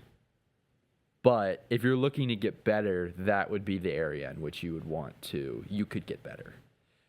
Lineup-wise, this is the thing is you're going to have to replace some, like, A&M baseball legends, staples that will be, in the history books for a long time. And now you're really transitioning into a total Michael Early team, total Michael Early philosophy. All of these guys are coming in, and they are not at all. They were never on the 2024 team. They don't know. It's just totally new. And I'm interested to see. We just need more time to see what that looks like. So yeah, I feel like there's another year or two that's needed for you to really, really know what a Michael Early team is gonna really. I feel like year 3 is a big one. Yeah, because it's just totally like Jorian, Nico, and Boston are gonna be the guys that are, the sophomores. Now, he did a great job getting Dewar out of the transfer portal. Hakopian. You're gonna have to do it again because you're gonna have to replace catcher. You're gonna have to replace Gavin, which utility. I mean, he could do so many things. You're gonna have to replace Sorrell in center. And then you're gonna have to retain some of these guys. And you're going to have to get some more pieces in the pitching staff / bullpen. But overall, I thought it was a really good season. You hosted a regional. You made it to the regional final. It's just a lot of injuries. There's just too much. USC is a really good team. Third in the SEC. SEC is really hard, so I mean that's really impressive. You only lost one game in non-con, I guess 2 if you count UCLA and Texas State. A very, very good season overall. So, Good job, Michael. Just like that. Good job, Michael. You did good, man. Yeah, Supers matchups coming up. Let's see. I'm trying to think if there's one that I'm really excited for.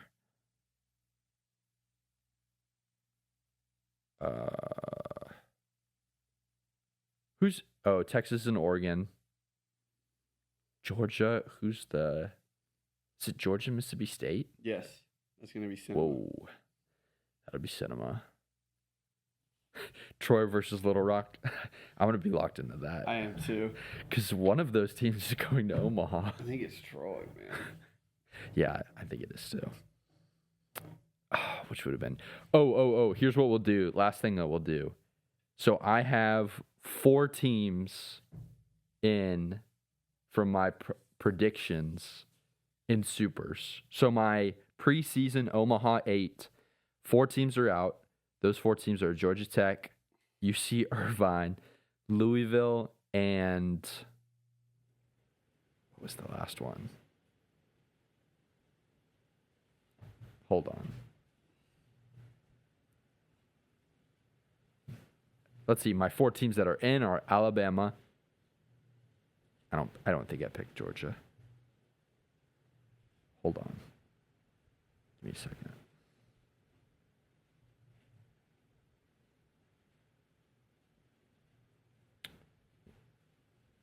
Okay, here we go. My 4 teams that are in Texas, Auburn, Alabama, UNC. 4 teams that are out. Georgia Tech. Sheesh. So tough. Arkansas, Louisville, UC Irvine. So not bad. I mean, well, I guess they have not gotten into Omaha. But I'm feeling good about Texas. I'm feeling good about UNC. Oh, UNC USC is going to be cinema. I'm feeling good. I don't know who Alabama's matched up with now that I think about it. But I'm impressed that I got those. Do you remember yours? I have 2 teams left, and they're matched up against each other. It's Georgia and Mississippi State. Well, you're going to get one I'm in. getting one. I know I have one. You're going to get one in. Man. Because I had UCLA, looked good for a long time. Yeah. I had LSU, who missed the tournament entirely. Georgia, Mississippi State.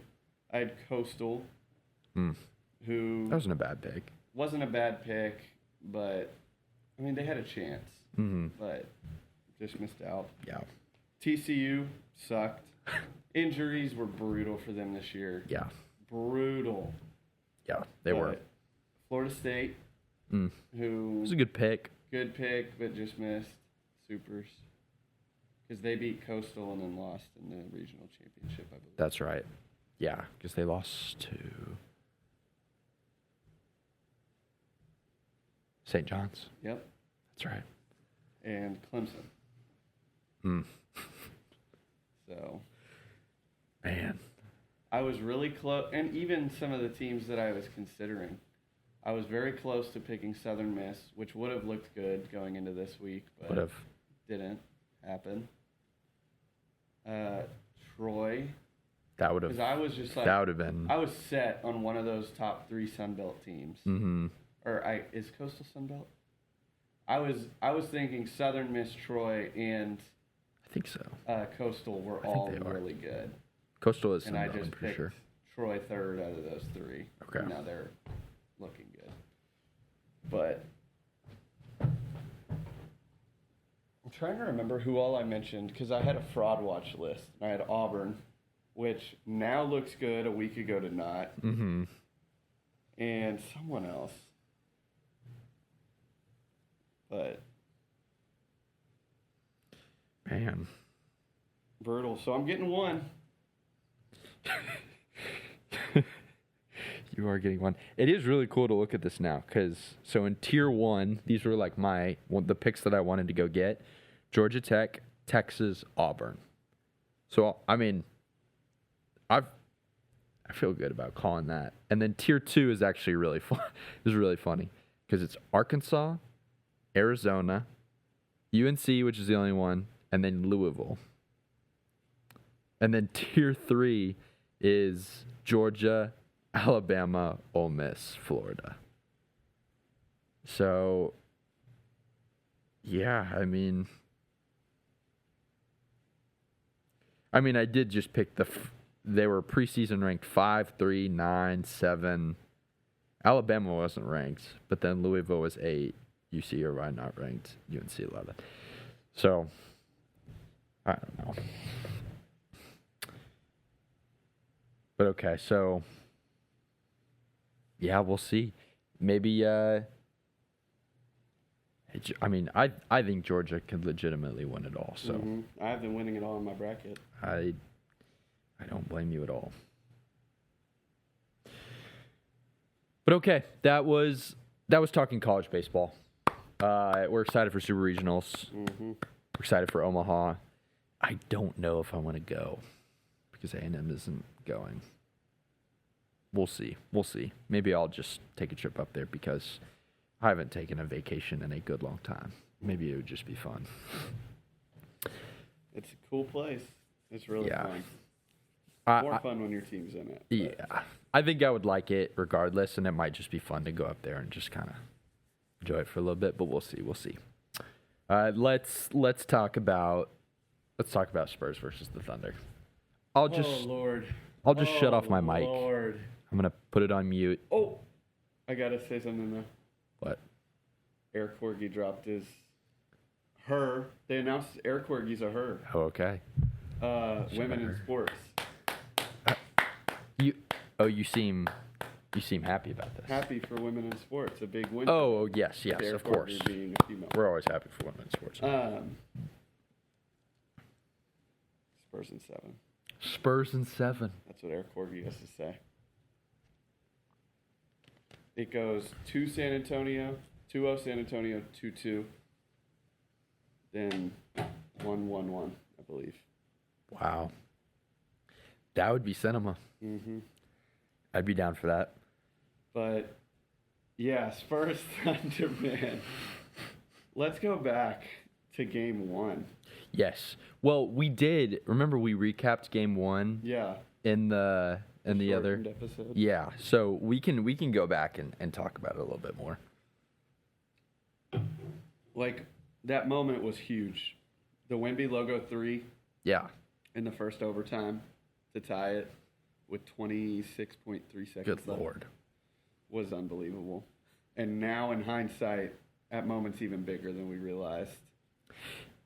Here's what I want to ask you a question. Do you think as Wemby gets more older in his career, do you think that he's going to take less of those shots? Like, do you think that he's going to mature to a point where he's just like, he lives in the paint because he knows that he can just dominate the paint?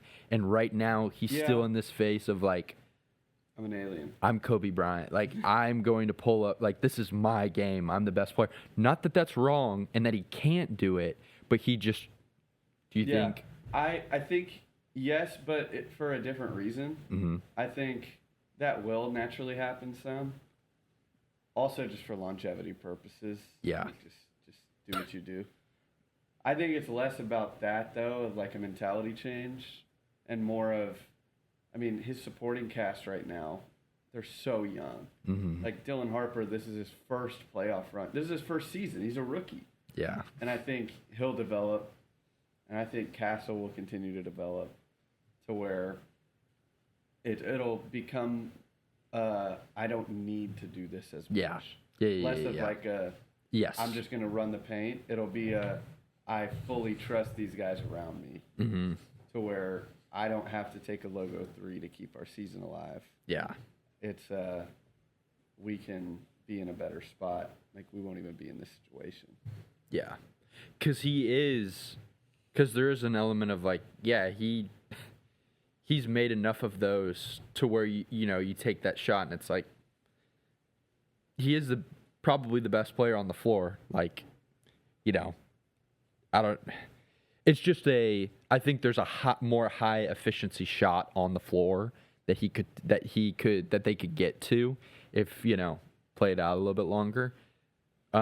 Because it really just felt like, it's like when you're playing pickup and you're on a team and you start going down and there's a player on your pickup team that is the best player on the team. And it's kind of just like, if you want to win, you just start feeding him the ball. And he kind of knows it. You can see it in his eyes where he's like, all right, it's time for me to like take these shots now because I know that I can make these. It kind of seemed like there was that going down the stretch. And he's not wrong for doing that. I'm just like, because even we were talking about, like, why is Wemby not in the paint? Like, he's 7'5". Mm-hmm. He kind of wanted to be on the outside, and he's literally, like, doing a move and then pulling up a 3. And it's like, Wemby, you're 7'5". You can go spin move and dunk, if you want to, unless, like, because if he does that, 2 people are going to have to collapse, and then you're passing it out to Vassell, and he's having a really good look for a 3, rather than pitch pass Wemby the ball, pump fake shoot. Nothing inherently wrong with it. It's just maybe later on in his career he realizes, I'm 7'5". Like, I can get to the rim every time, and they have to bring defense, and then I'm just passing it out, and it's easy every time. Mm-hmm. Yeah. Man.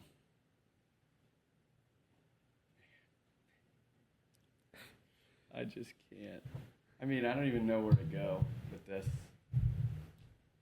Let's see. So game 2, OKC won. So 1-1.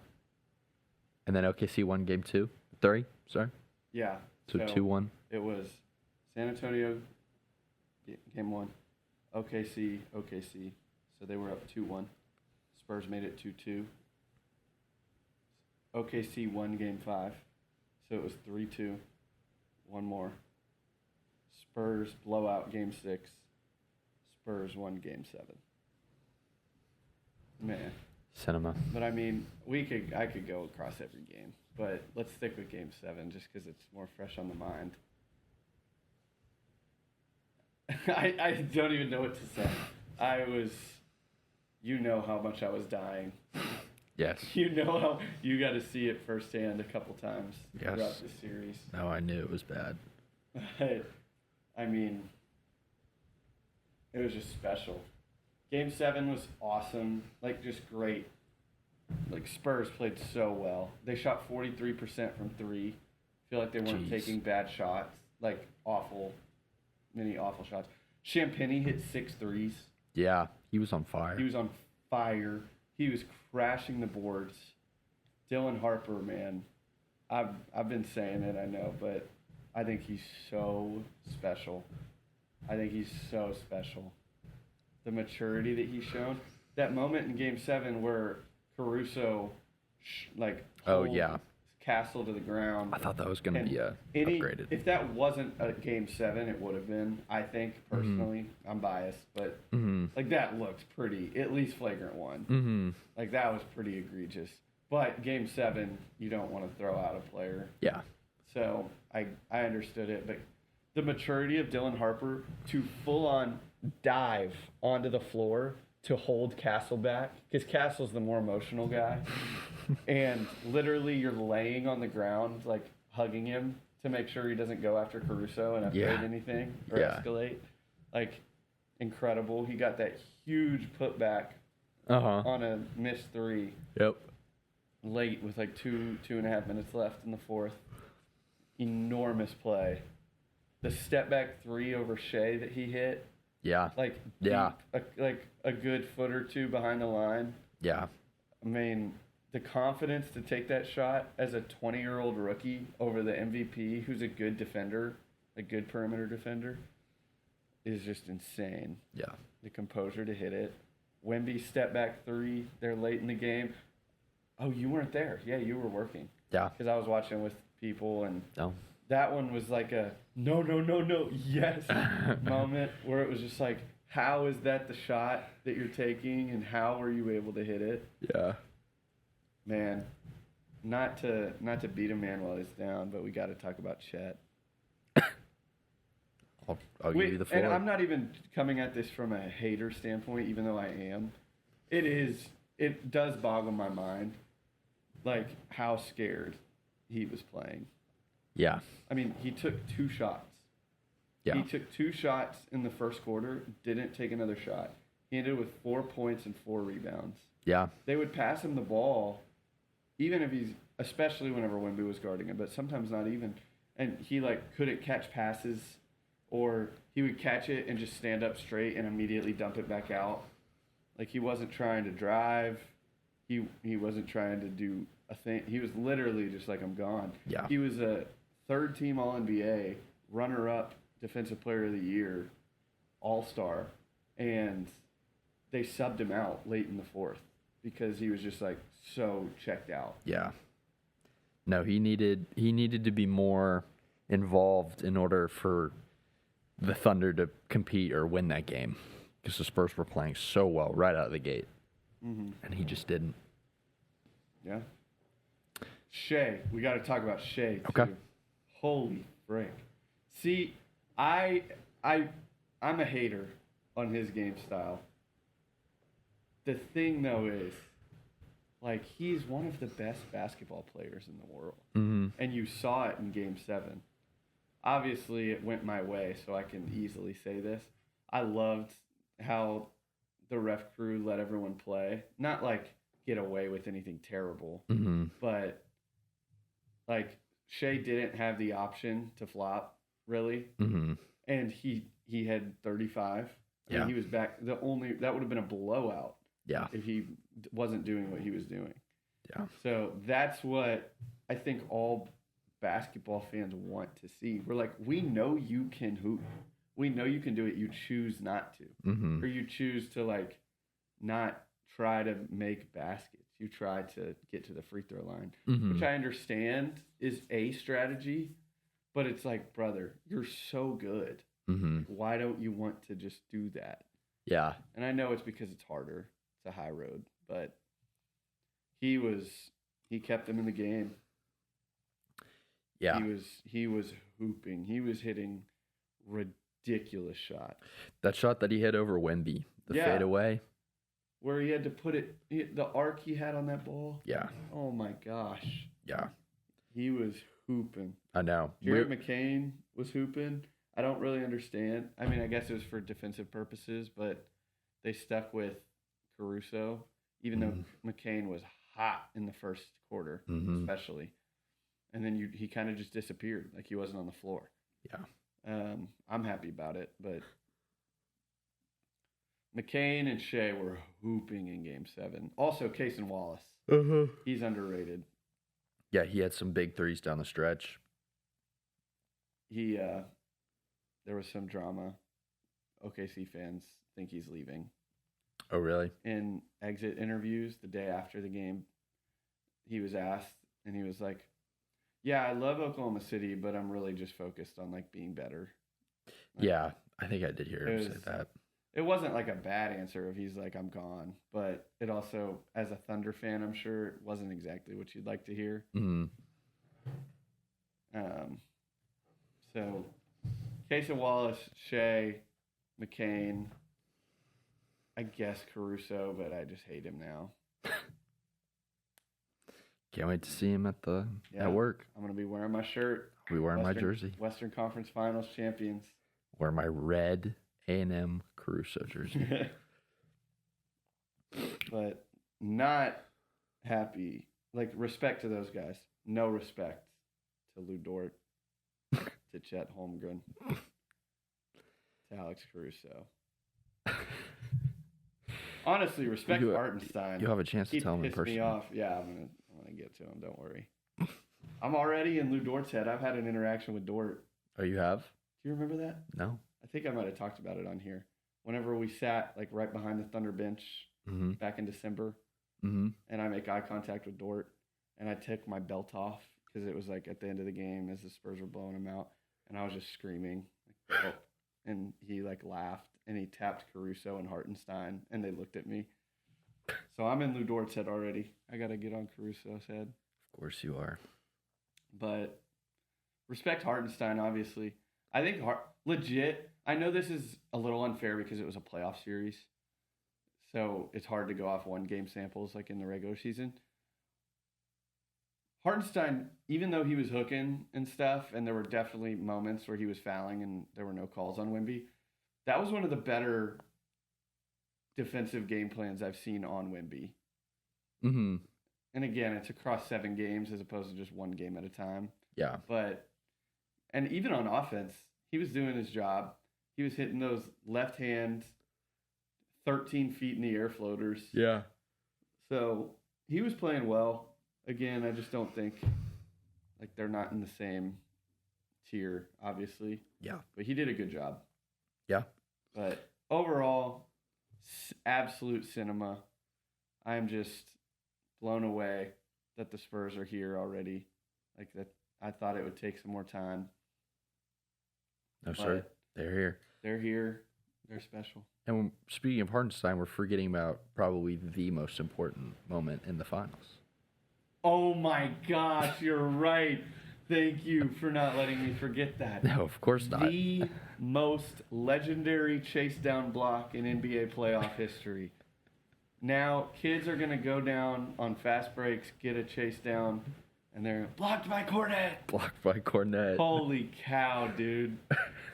I mean, there's nothing else compares to it. No. No other chase down block in the history of basketball compares The Luke Cornett on Isaiah Hartenstein. No other Game 7 playoff block even comes close.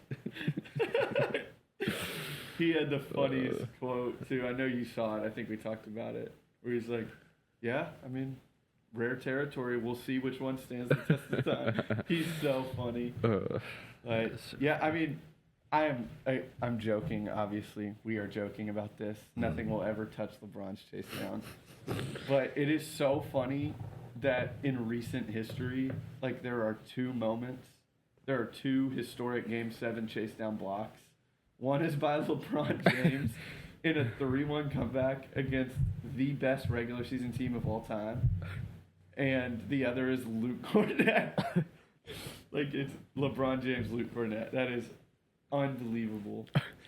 So funny. I really think, yeah, I guess no. Because with that Golden State team being as good as they were, it's like we are joking about it, but depending on how this finals goes, I mean, the narrative has been this is the finals between OKC and the Spurs. And Game 7, so I'm talking about from a fan's perspective, like iconic blocks and what will be remembered and stuff like that. Like if the Spurs go and blow out the Knicks in the finals, I mean that block gets more remembered in a different way. Now probably it's not ever going to get close to LeBron James, and that whole situation. But like it is in rare air. It's not just a joke. You know what I mean? Like it's not just a funny comparison between the two, because I mean the Thunder it was the Spurs Thunder that were really the best two teams all season. So, not the finals, but kind of what's the word?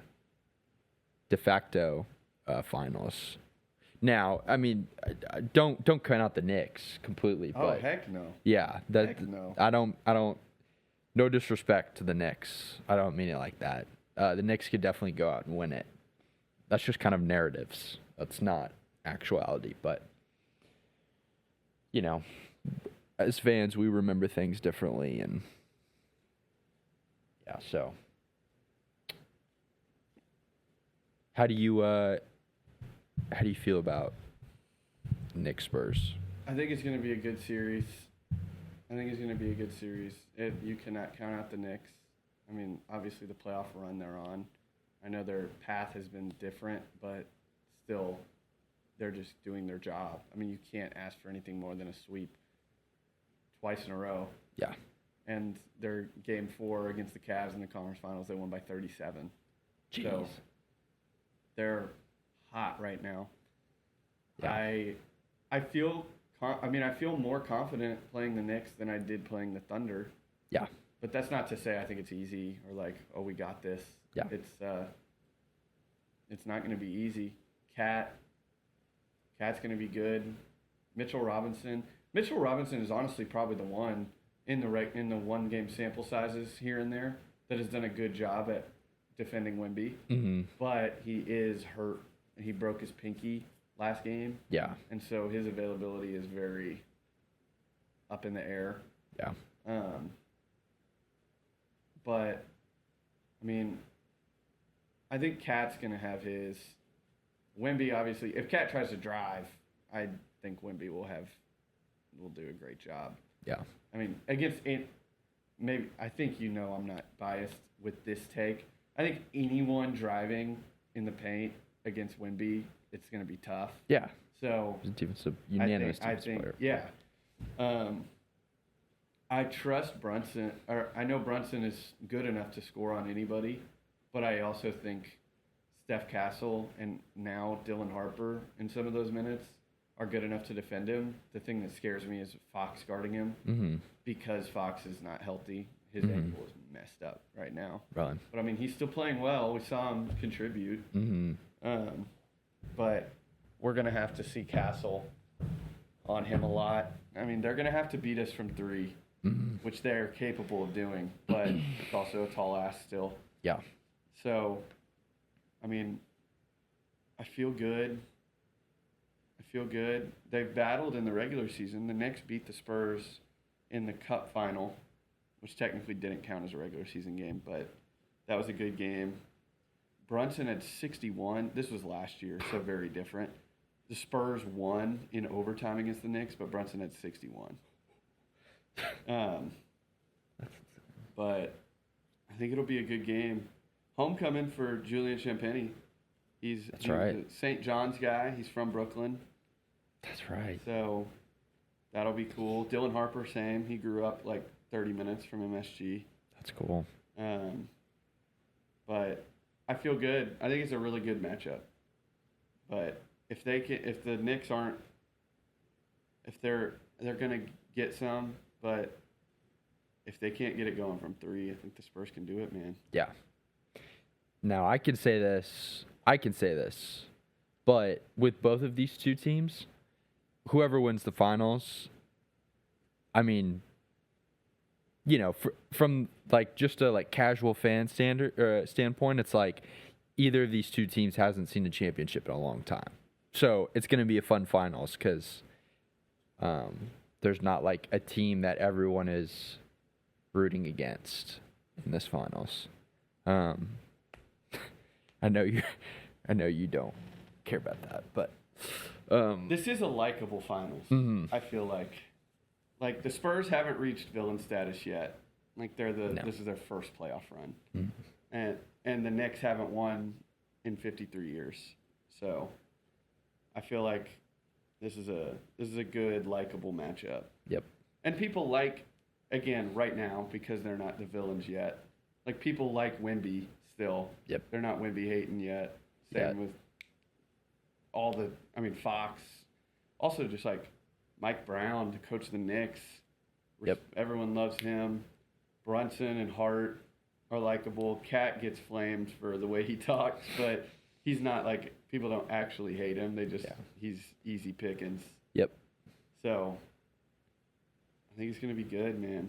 I'm excited. Game 1 tomorrow. Game 1 tomorrow. Indeed. I think I'll be watching that from work, unless I don't know how late I'm working, but I think that's where I'll be. Yeah, last thing I'll say, watching Game 7 at work, there was a huge, everyone was packed into the lobby, and there were like 2 or 3 basketball teams. I think it was like all-girl basketball teams. Whenever Shea would get the ball, the entire lobby would start chanting, "He's a flopper." So it was electric in there for Game 7. Honestly, it felt like I was in a Game 7 environment at work. Yeah. So. Please, a flopper. So yeah, that was fun to watch it there. Anything else? Spurs v Thunder or finals? Smiling through it all, man. Smiling through it all. Smiling through it all. At least one of your teams is pulling through for you in the postseason. I just need one, man. Yeah. Yeah. Just need one. Okay. Let's talk Myles Garrett to the Rams. That came out of nowhere. The Rams. That came out of nowhere. That was a shock. Yeah. I mean, it may be the biggest defensive trade. I just say defensive. I'm trying to think of the other ones. It's one of the biggest trades we've ever seen. I mean, he's already first ballot Hall of Famer. He just won Defensive Player of the Year, set the single season sack record. Yeah. Like, he's one of the greatest defensive football players in the history of the sport. Yeah. And a month ago, their GM said, "We will not trade him. We are not entertaining that idea." What if Aaron Donald comes out of retirement? That would be something. Can you imagine going up against Aaron Donald and Myles Garrett? Good God. And yes, I mean, some people. So the kind of the talk too is like Jared versus. He's young. He's good. This was a great trade, I think, for the Browns. Mm-hmm. The Browns aren't. I agree. Anything. I agree. You get. You can't say a younger version of Myles Garrett because he's pretty one of one. Mm-hmm. But you get a Pro Bowl level, young, like really, really good edge rusher and a first round pick. I mean, And a second and third. I think. yeah. Yeah. Right. And the Browns, they need more, they need quantity, right? I mean, they don't need just one good player. They need a lot of good players. Yeah. So, I mean, that's good for them. They get a younger guy. And the Rams, I mean, they're trying to go all in and trying to win with Matthew Stafford right now. And so, to add, it really feels like it benefits both teams for what they need, for what they're going for right now. But yeah, huge trade. I mean, Myles Garrett isn't close to retirement yet unless he retires while he's still on top.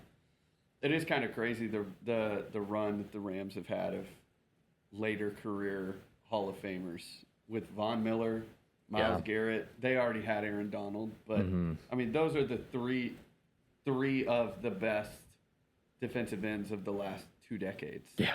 And they were all Rams. Yeah. Seriously. I mean, the only other one you'd put there, I think, is J.J. Watt for the last 20 years. Yeah. That is unbelievable. It's a pretty good list. But I think it's good for the Rams, and it's good for the Browns. I think I told you this. Someone bet $200,000 on the Browns to not win the Super Bowl next year. The payout is $1,700. It's just an investment. I mean, that's just free like money. Yeah. Just put it in a HISA, dude. Yeah. That's exactly what that is. That's hilarious. That's really funny. But A.J. Brown's going to the Patriots, right? Yeah. It's interesting. I'm trying to think if there were... I think those were the only 2 that I saw. Those were the 2 big ones. Because yesterday was June 1st, so yesterday was the start of the new year whenever trades were allowed to go through. Okay. So it's very early. Okay. But Yeah. What a way to start the league year. Yeah, started off with Probably with a the bang. best player in the sport overall, Yeah. considering Mahomes off injury and everything. Yeah. The Rams are terrifying. As long as Puka Nacua doesn't go to a mental hospital, they're gonna be. I mean, oh my God, they're so good. Also, the Aaron Donald thing is fun to think about. People forget the guy that was opposite of Jared Verse, who's now opposite of Myles Garrett, is Byron Young. He's good. Mm-hmm. He had 12 sacks last year. Okay. Yeah. He has, because I saw this morning. Not rookie year, 2023, he had 8 sacks. 2024, he had 10. Last year, he had 12. So that's a really good, Yeah. sack producing defensive end. Do you know where he went to college? Tennessee. What was his name again? Byron Young. I don't even remember. He's a little older. Okay. I think he's probably 27 Okay. ish. Interesting. Okay, so maybe when Tennessee wasn't, maybe before Josh Heupel, or maybe He's that 28. first year. Okay. So that would have been. Let's see. Oh, I can't. 7-8 years ago. Would that have been Pruitt? Yeah. Yeah. That's why. Yeah, that's why. Yeah, the Rams are terrifying, man. They are. They have to be the favorite in the NFC. They are. They are. They just got. I mean, last year, MVP Matt Stafford, Defensive Player of the Year Myles Garrett. They have both of them, as well as at receiver Davante Adams and Puka Nacua. Yeah. I mean, Kyron Williams is a great running back. Good They Lord. already had a good defense. Yeah. Did you see that Matthew Stafford's wife feels like people disrespect Matthew when they call him Matt? Really? You see her say that? Oh, wow. So sorry about that. It was like, she said, it was like, people disrespect him by calling him Matt, but he's been disrespected his whole career, so it's just par for the course. Kelly Stafford, Shout out Kelly.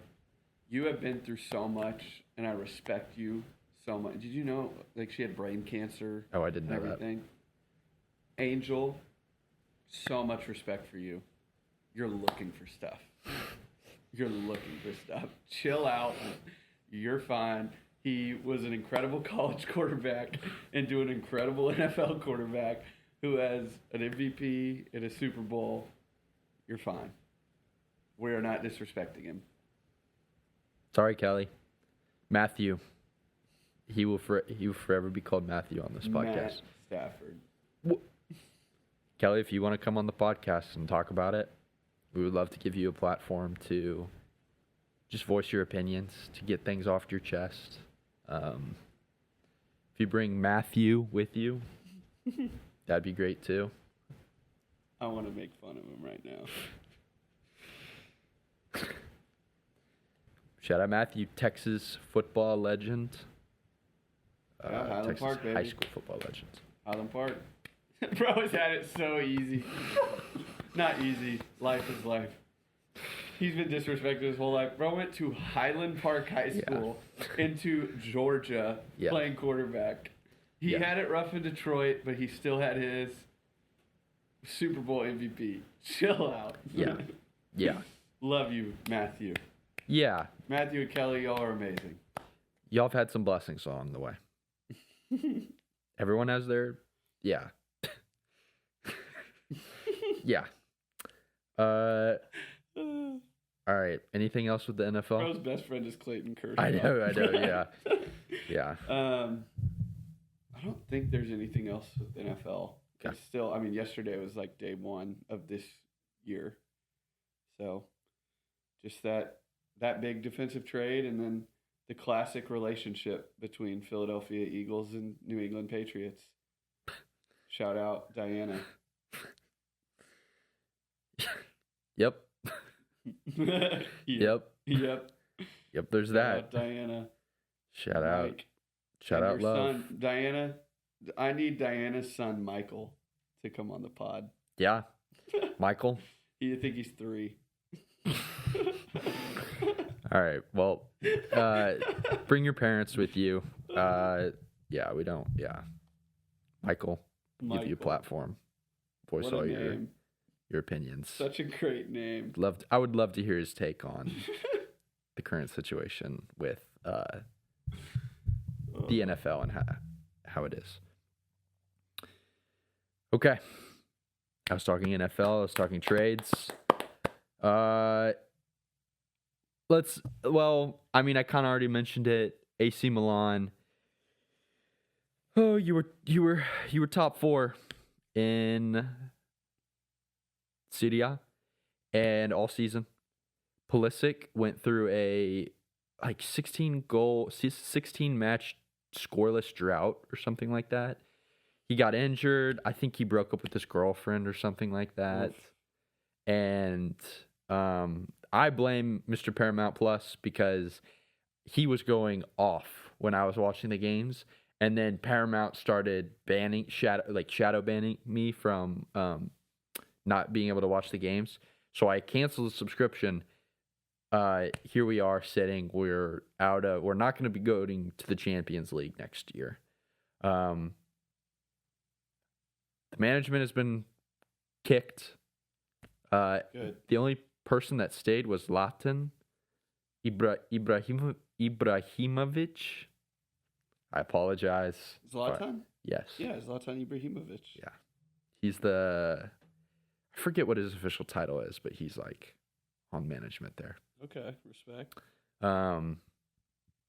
Pulisic, he might be traded.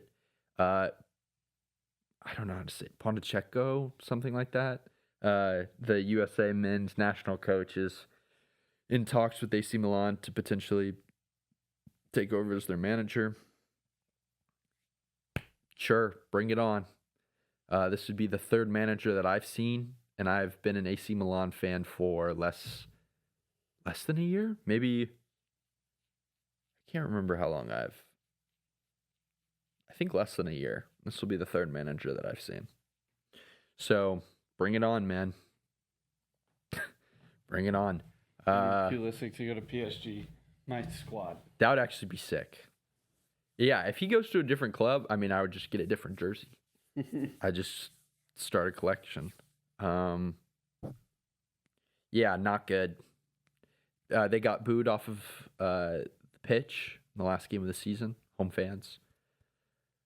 There's high expectations, man. And it just, fans don't like it when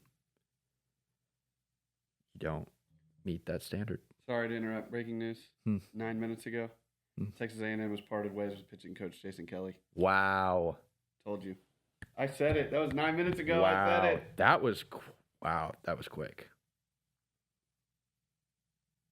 Wow. I wonder what that conversation was like with Mike and JK. Because JK stepped in my office. He said, "No need. Best of luck." he already has his bags packed. Man. Wow. I mean, that's you gotta find somebody quick. Because that transfer portal stuff starts now. It's already started, to be honest. Underground name. Max Wiener. Can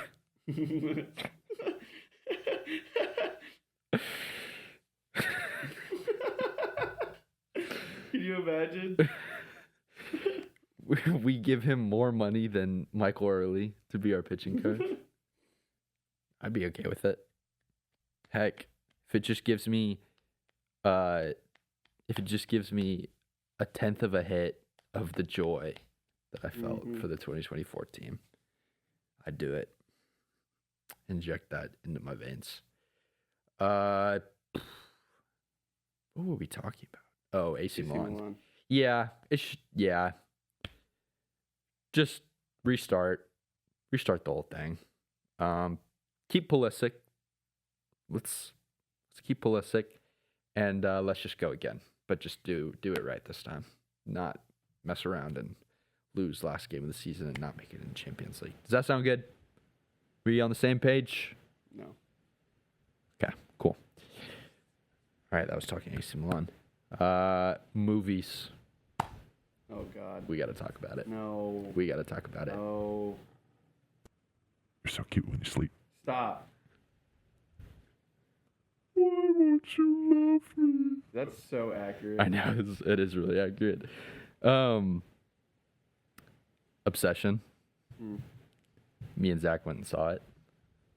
What were your thoughts? It was good, and I hated every second of it. I hated it. Oh. Not because it was bad, because I hated it. That is a movie, like, that was so fun to see with friends in theater, in the theater. I was scared. I was so scared. I was watching a lot of it, and so I went and saw it again. Very, very different experience because you knew all the stuff that was going to happen. So I just have to say, like,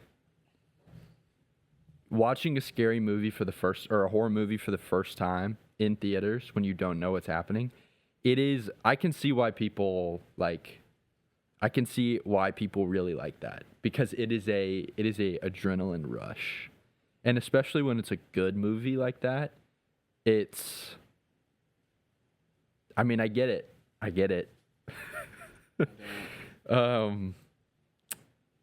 Man, on first watch, so I gave it a 4.5 stars.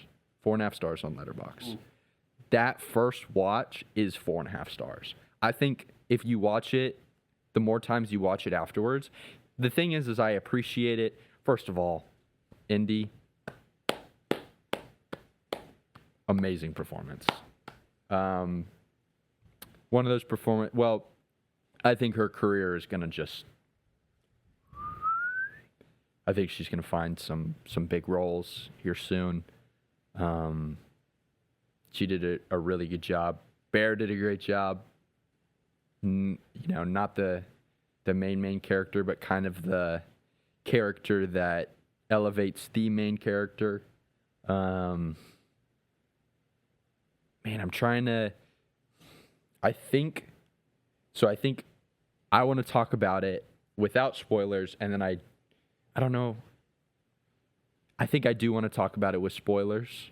So I'll let people know who haven't seen it yet and still want to see it.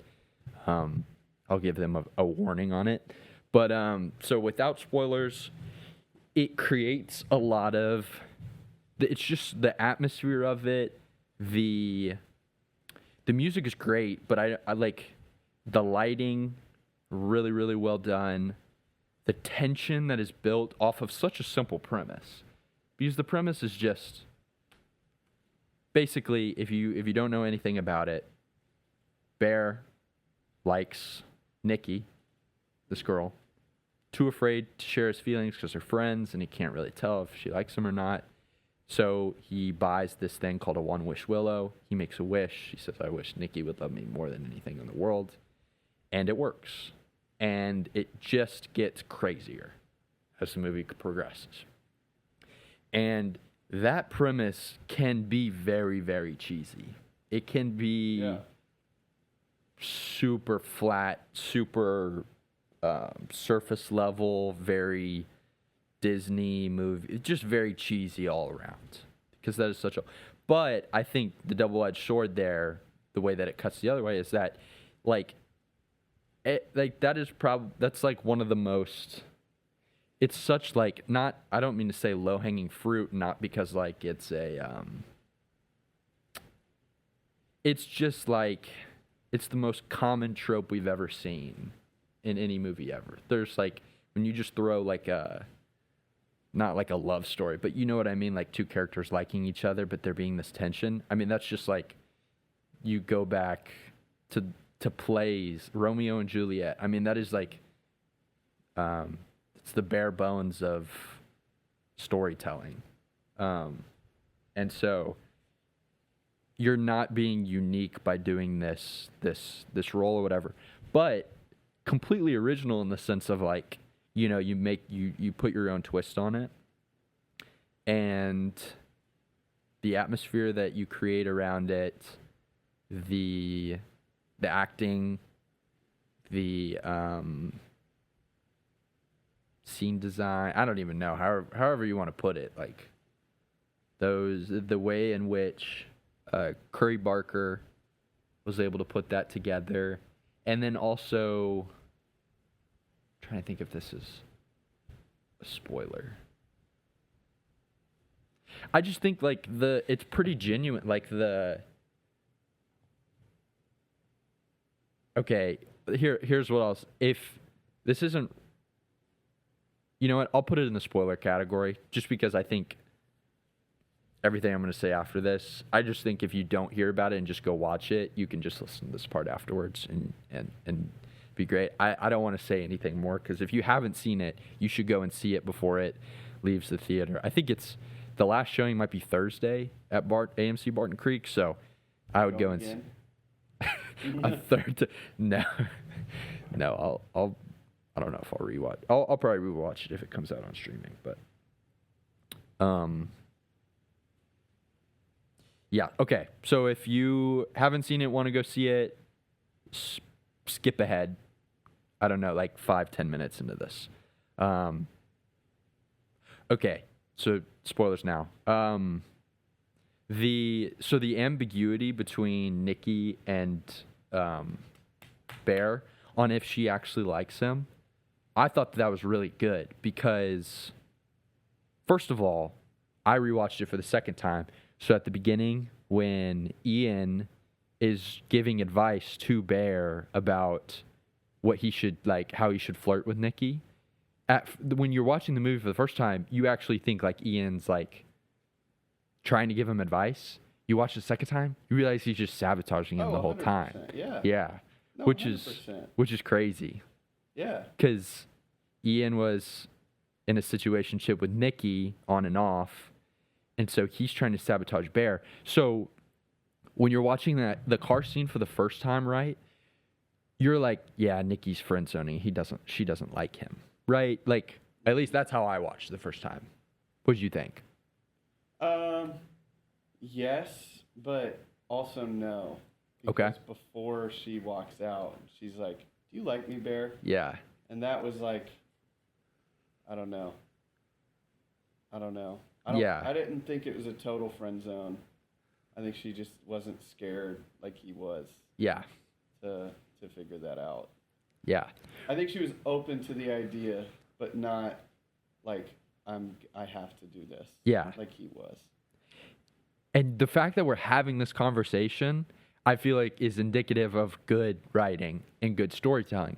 Because if it was one way or the other, it would honestly, well, I don't know. It creates discussion around it, which I think is like it just adds to it. But also, I mean, in a lot of situations, most like situations between people, they're not perfectly clear cut. So it kind of mirrors a lot of people's reality of it being super ambiguous and stuff. But yeah, so Ian has a situationship with Nikki, so he's giving him bad advice at the beginning of the movie. Then when he calls him at dinner and is like, Sarah told me that they had a conversation and that she just sees you as a friend, he says at the end of the phone call, he says, unless she has ulterior motives, like, why would she lie about this?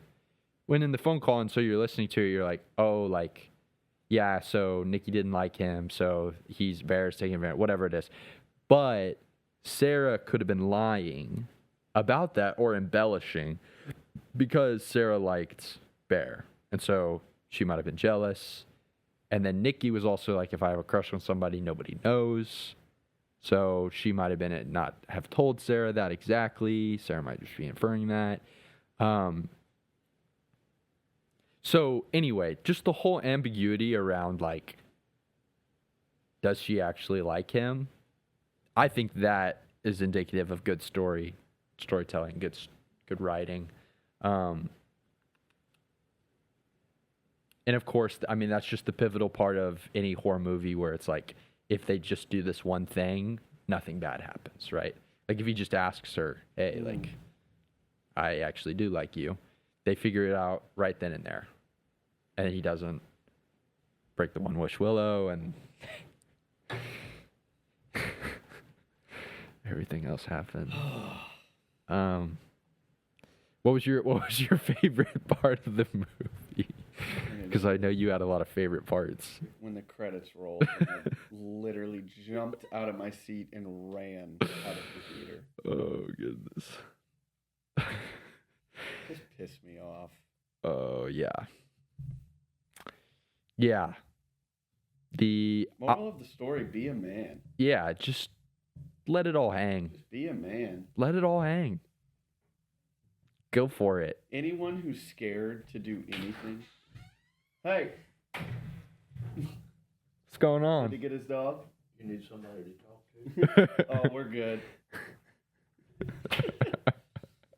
We could ask him about the movie. We should go see with him. Yeah, you would love it. 5 minutes. Absolutely love it. I forgot what I was saying. I asked what's your favorite parts of the Anyone who's movie. scared to do anything needs to watch this movie. Anyone. Like, Yeah. just, brother. Yeah, just do it. bad things will happen if you don't. Just do it. Just do it. Yeah. What was my favorite part? I don't think I had one. Yeah.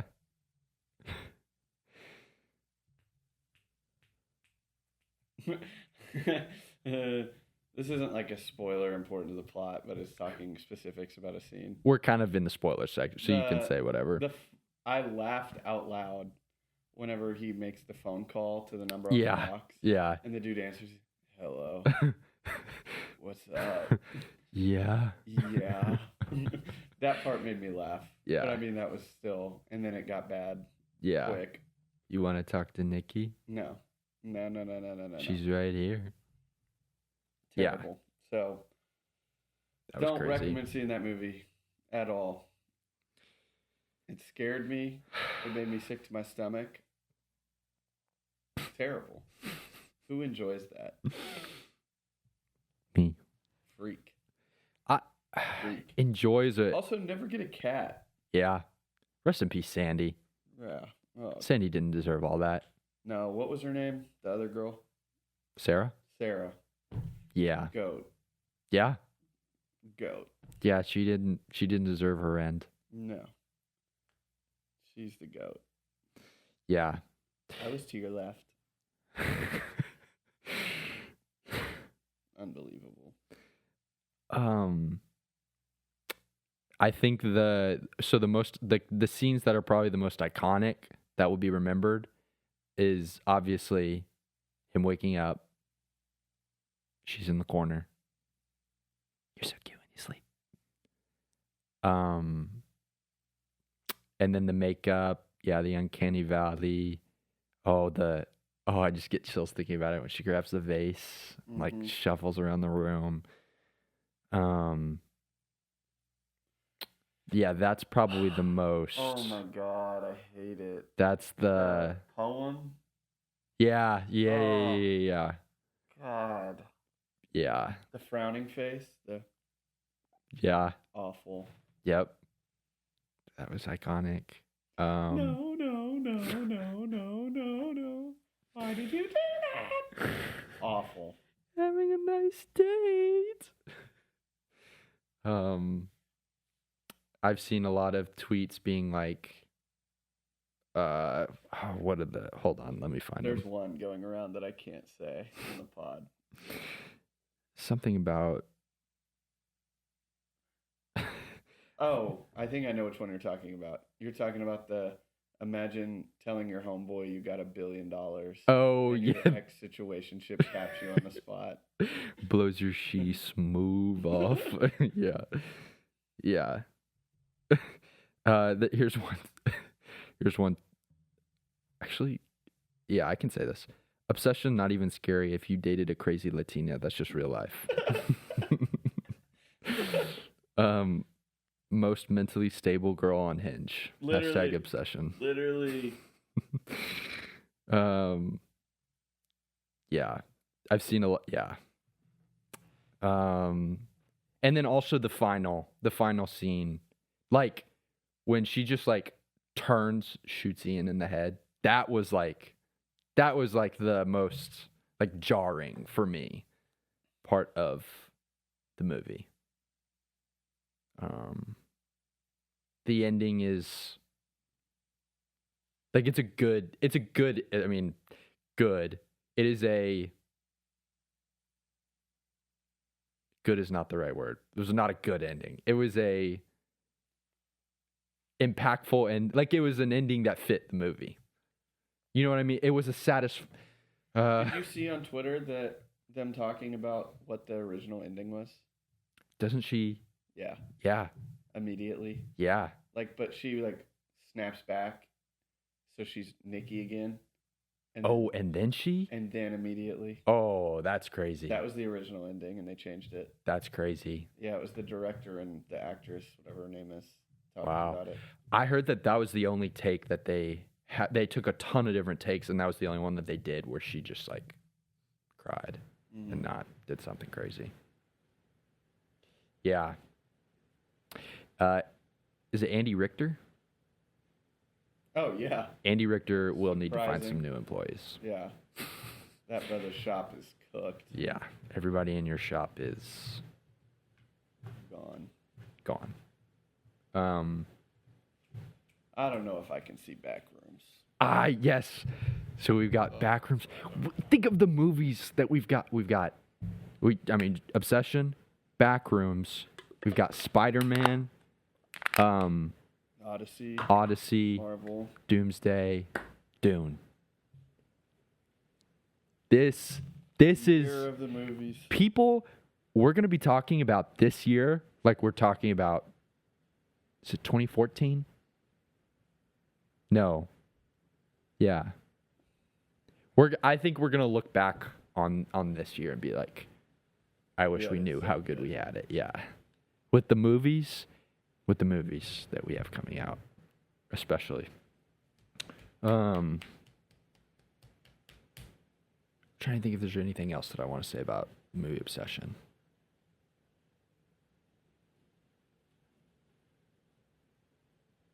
I mean, the budget, $750,000. They're going to make probably close to $100 million. Oh, they were already at 118. they're 118. They outpaced the Star Wars movie, had Mandalorian Grogu, that I think had a budget of a lot. I forget how much its budget was. Mm-hmm. But, yeah, they did a great job. Shout out Curry Baker. Shout out Indy. Indy, if you ever want to come on the podcast. You'd like that, wouldn't you? I would like that. If you ever want to come on the podcast, just let me know. Yeah, we can chill. Yeah, I think that's all I got. Okay. If you skipped for the Obsession spoilers, we are done now. I did watch the trilogy, the OG Star Wars trilogy last week. In one sitting. I sat down, watched A New Hope, Empire Strikes Back, and Return of the Jedi, all in one sitting. That was fun. I hadn't seen those movies since either like early high school, maybe even middle school. So that was really fun to rewatch. And then I watched Sing Sing. Fantastic A24 movie. Kind of like Dead Poets Society-ish. Great movie. If you just want to feel something, watch Sing Sing. It is heartfelt and yeah, slower, but really cool. Highly recommend. Watch any other movies?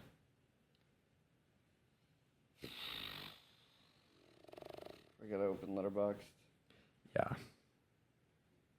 Already talked about Michael. Michael. No, I haven't. I want to see Sheep Detectives. I'm not ready to see Backrooms, but I'll see Backrooms. Yeah. And then The Odyssey next month. Come on, man. I'm so excited for that. So excited. I'm actually loading up my Letterboxd just to see if there's anything that I missed. Oh. I rewatched Zoolander recently. One of our friends just watched this. What is it? Trevor just watched it. Oh, he left a review. Right here. Cinderella type story. Cinderella. I'm liking funny. it.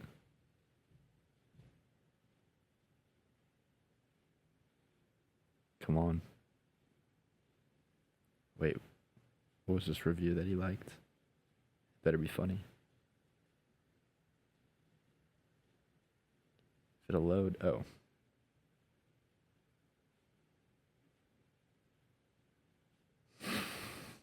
Let's look at Obsession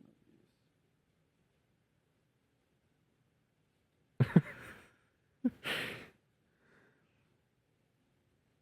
Sort by lowest rating first.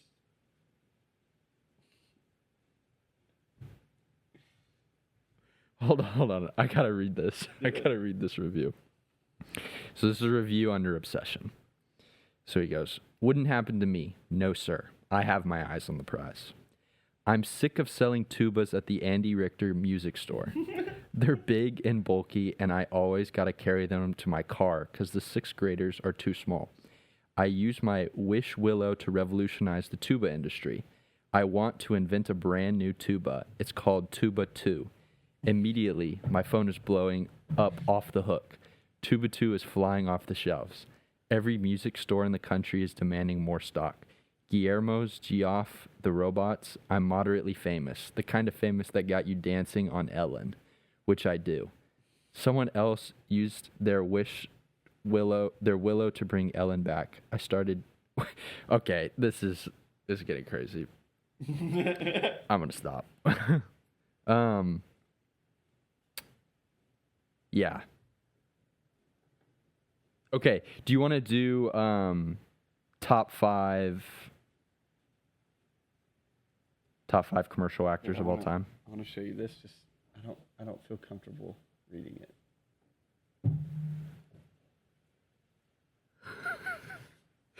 Yeah. That's a good review from That a is half hilarious. star. That is hilarious.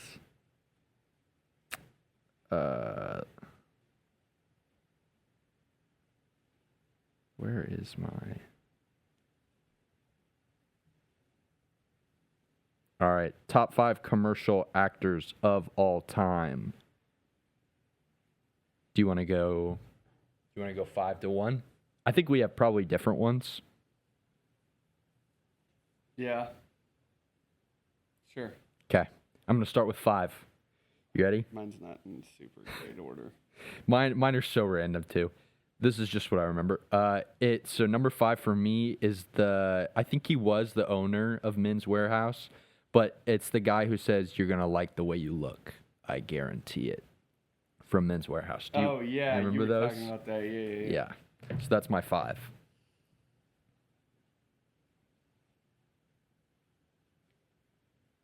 Who's my 5? Dang, this is hard. I'm trying to order them in my head now because I just kind of put them on a note. Oh, you didn't rank them. This one I'll just go.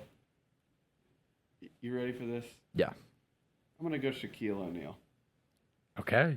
I know he's Swiss Army obviously a knife. celebrity, but exactly. Yeah. Exactly. Taysom Hill of commercial actors. Exactly. Yeah.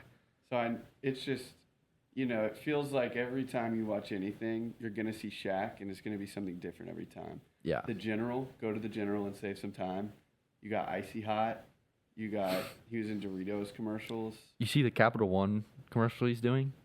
I don't think so. He's like, the wife comes home and is like, I have a friends with benefits. I have a friend with benefits. And the husband is like, what do you mean? And Shaq pops out of the closet and he's like, I have a Capital One card or whatever. She's like, so many benefits. He's like, great, that's awesome.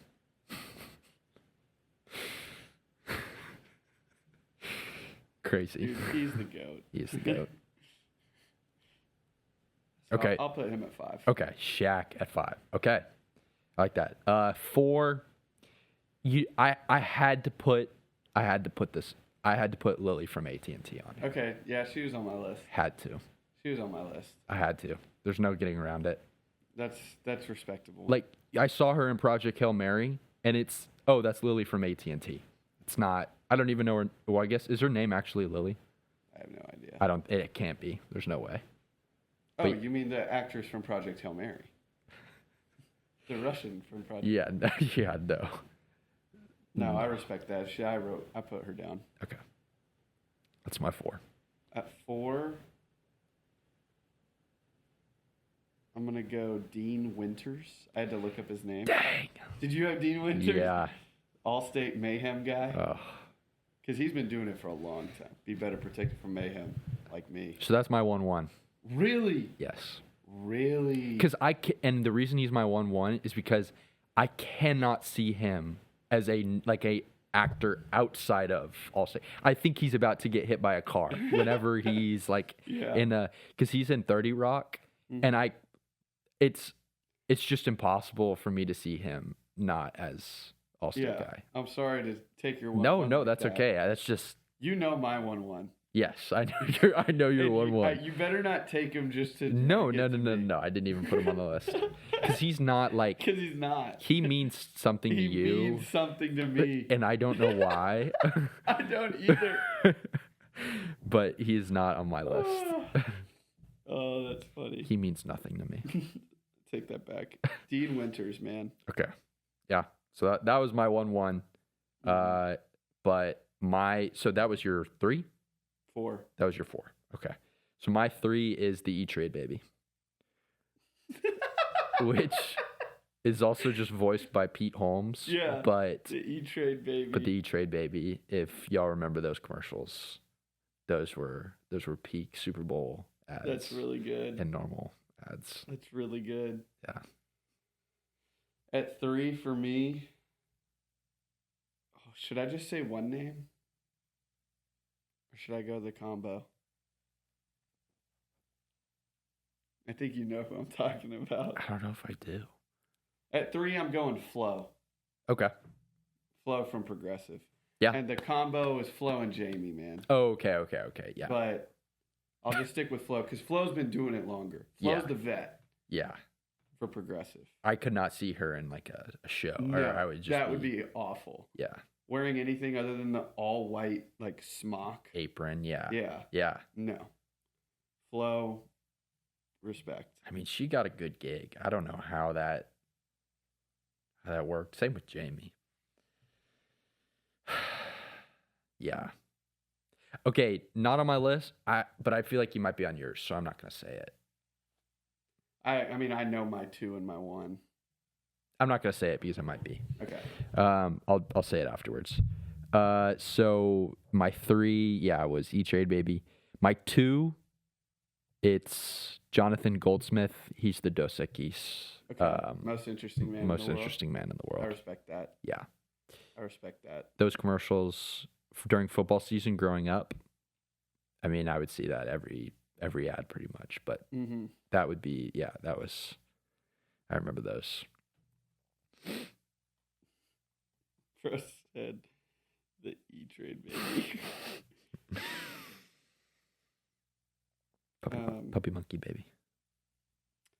At 2, for me, this is a combo. I can't avoid it. TJ Jagodowski and Peter Gross, the Sonic guys. Oh, yes. The 2 Sonic I guys. forgot when we kind of had a conversation about this. You brought that up. I forgot about those guys. That is a really good pick. The Sonic guys, man. That's a good were poll. legendary. Yes, they were. Driver's seat, passenger seat, housing a foot-long coney Yep. and a cherry limeade. Yep. Just incredible. Yeah. I remember those guys. That was who could forget? Okay, well now I know you're 1, so I can say this now. I feel like people will put Jake from State Farm in that same, but the thing is, I guess Jake from State Farm was started off as the one guy. Old Jake from State Farm. Old Jake from State Farm. Yeah. But was he just in that one commercial? Or did a bunch of? To be honest, I don't know. Okay, because then they got the new guy, and he's just riding the coattails of. Yeah. the Oh, OG. and he's basking in it. Yeah, And he didn't build that castle that he's living in right now. Man. and here's the thing: like this new Jake from State Farm, he's cool. He's he's got fly. swag. Yeah, he's like I can't be as cool as the new Jake from State Farm. The old guy, much more relatable. Just a normal guy wearing khakis. What was he? He was calling the lady, and I honestly can't even remember what the context was. She was just like, "What are you wearing, Jake from State Farm?" Khakis. Khakis. It's iconic. So yeah, I just Frick new Jake from State Yeah, Farm. Pulling up to the NBA All-Star game and sitting courtside. exactly. Come on, man. I can't be held to that standard. Trust fund. I don't want to be held to that standard. Yeah. I want to be accepted for who I am, Yeah. and not be expected to have courtside seats. Mm-hmm. And yeah, it's ridiculous. Absolutely ridiculous. Who's your 1-1? All-State guy, Dean Withers. Dean Withers. See, I had him on my list. Wait, no. Dean Withers is an artist. You're thinking Dean Winters. Dean Winters. Dean Withers sings not Stand By Me. That's Benny King. Frick. You know the song. Lean on Me. Okay. Lean on me. Yeah, I mean him too. Him too. Throw him on the list. All right. Well, now I All-State get a chance to talk about my 1-1. Yeah, let's. A personal hero of mine. Someone that tragically died of a drug overdose while I was still a child. I had some kind of emotional connection to. My mom was so worried about my well-being that she didn't tell me he died for over a year. The company that he represented in commercials replaced him, and I crashed out, and she was just like, I don't know where he went. And that man, the man who changed my life, a father figure for me, Billy Mays from OxyClean. I don't know what we'd be watching something and I wouldn't care, and the second Billy Mays from OxyClean jumped on the TV, I would like get out of my seat, like standing just my hero. And he died of a drug overdose. And my mom, I was probably 7 or 8, and my mom told me this like a few years ago. She was like, legitimately, I couldn't bring myself to tell you, so I just played dumb and had you find out on your own. Oh goodness. And it's so funny because OxyClean commercial actors, all of their names were like Billy Mays, Johnny Starr. Let's see, Billy Mays.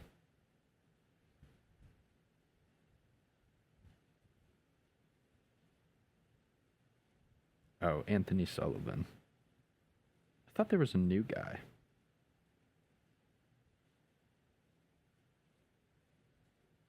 Yeah, shout out Billy Mays. It was some British guy that replaced him, and I was so heated. Wasn't he bald? I don't remember. Maybe I'm just tripping. Billy Mays, that man had some hair. Beautiful head of hair. Gone too soon. Gone too soon. Frick fentanyl. But he really did inspire a new generation, didn't he? He did.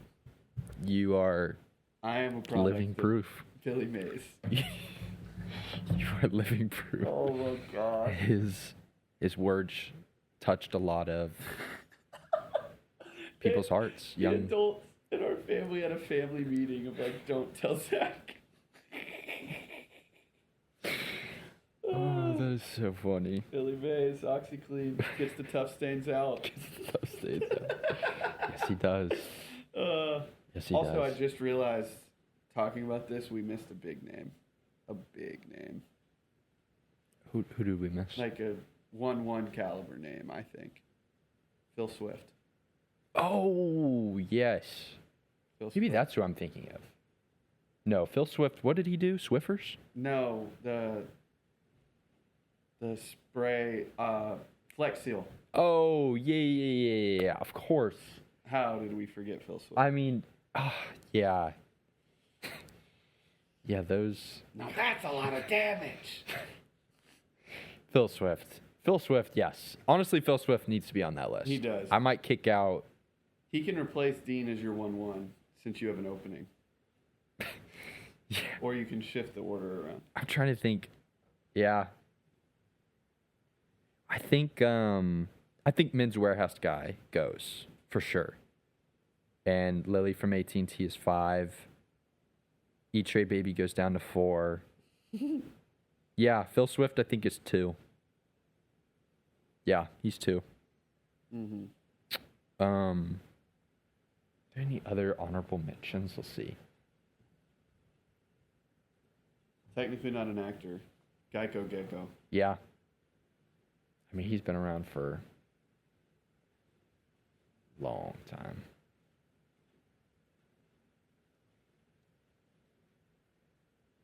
Yeah, I can't think of any others. I feel like those are the big ones.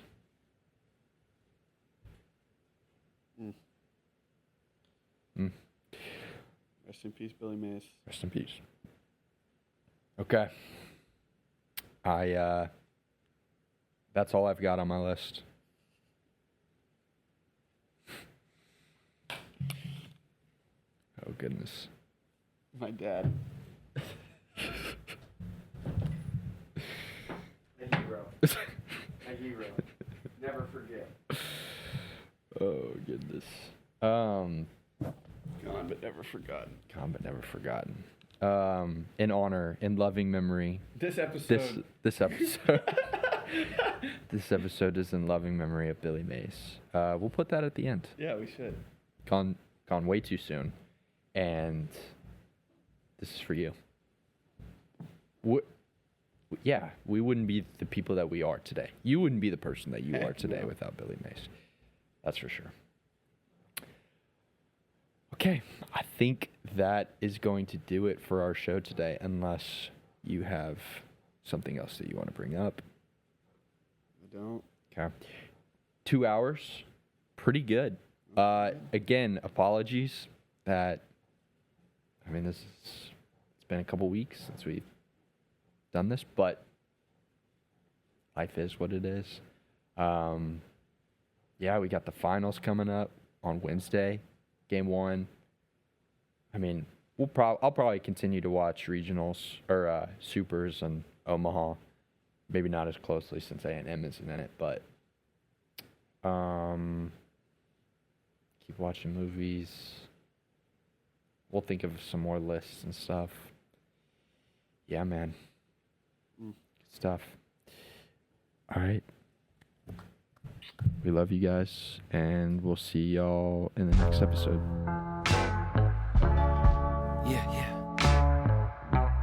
Yeah, uppercut, punches got him busting up. Potion in his double cup, liquor got him buttered up. Yeah, not my competition. Every track is like I got bubble guts. Fast life, buckle up. Yeah, turn an angel into angel dust. Top rope caution, got it jumping like double dutch. Used to take a shuttle bus, I ate a struggle lunch. Turn my woes to wins, you know I had to knuckle up. Right, ayy, yeah, ayy, 100 grand popping out a rubber band. Yeah. Hey, I'm booked for life, catch me if you can. Yeah, hey, 100 grand popping out a rubber band. Never let them get the upper hand.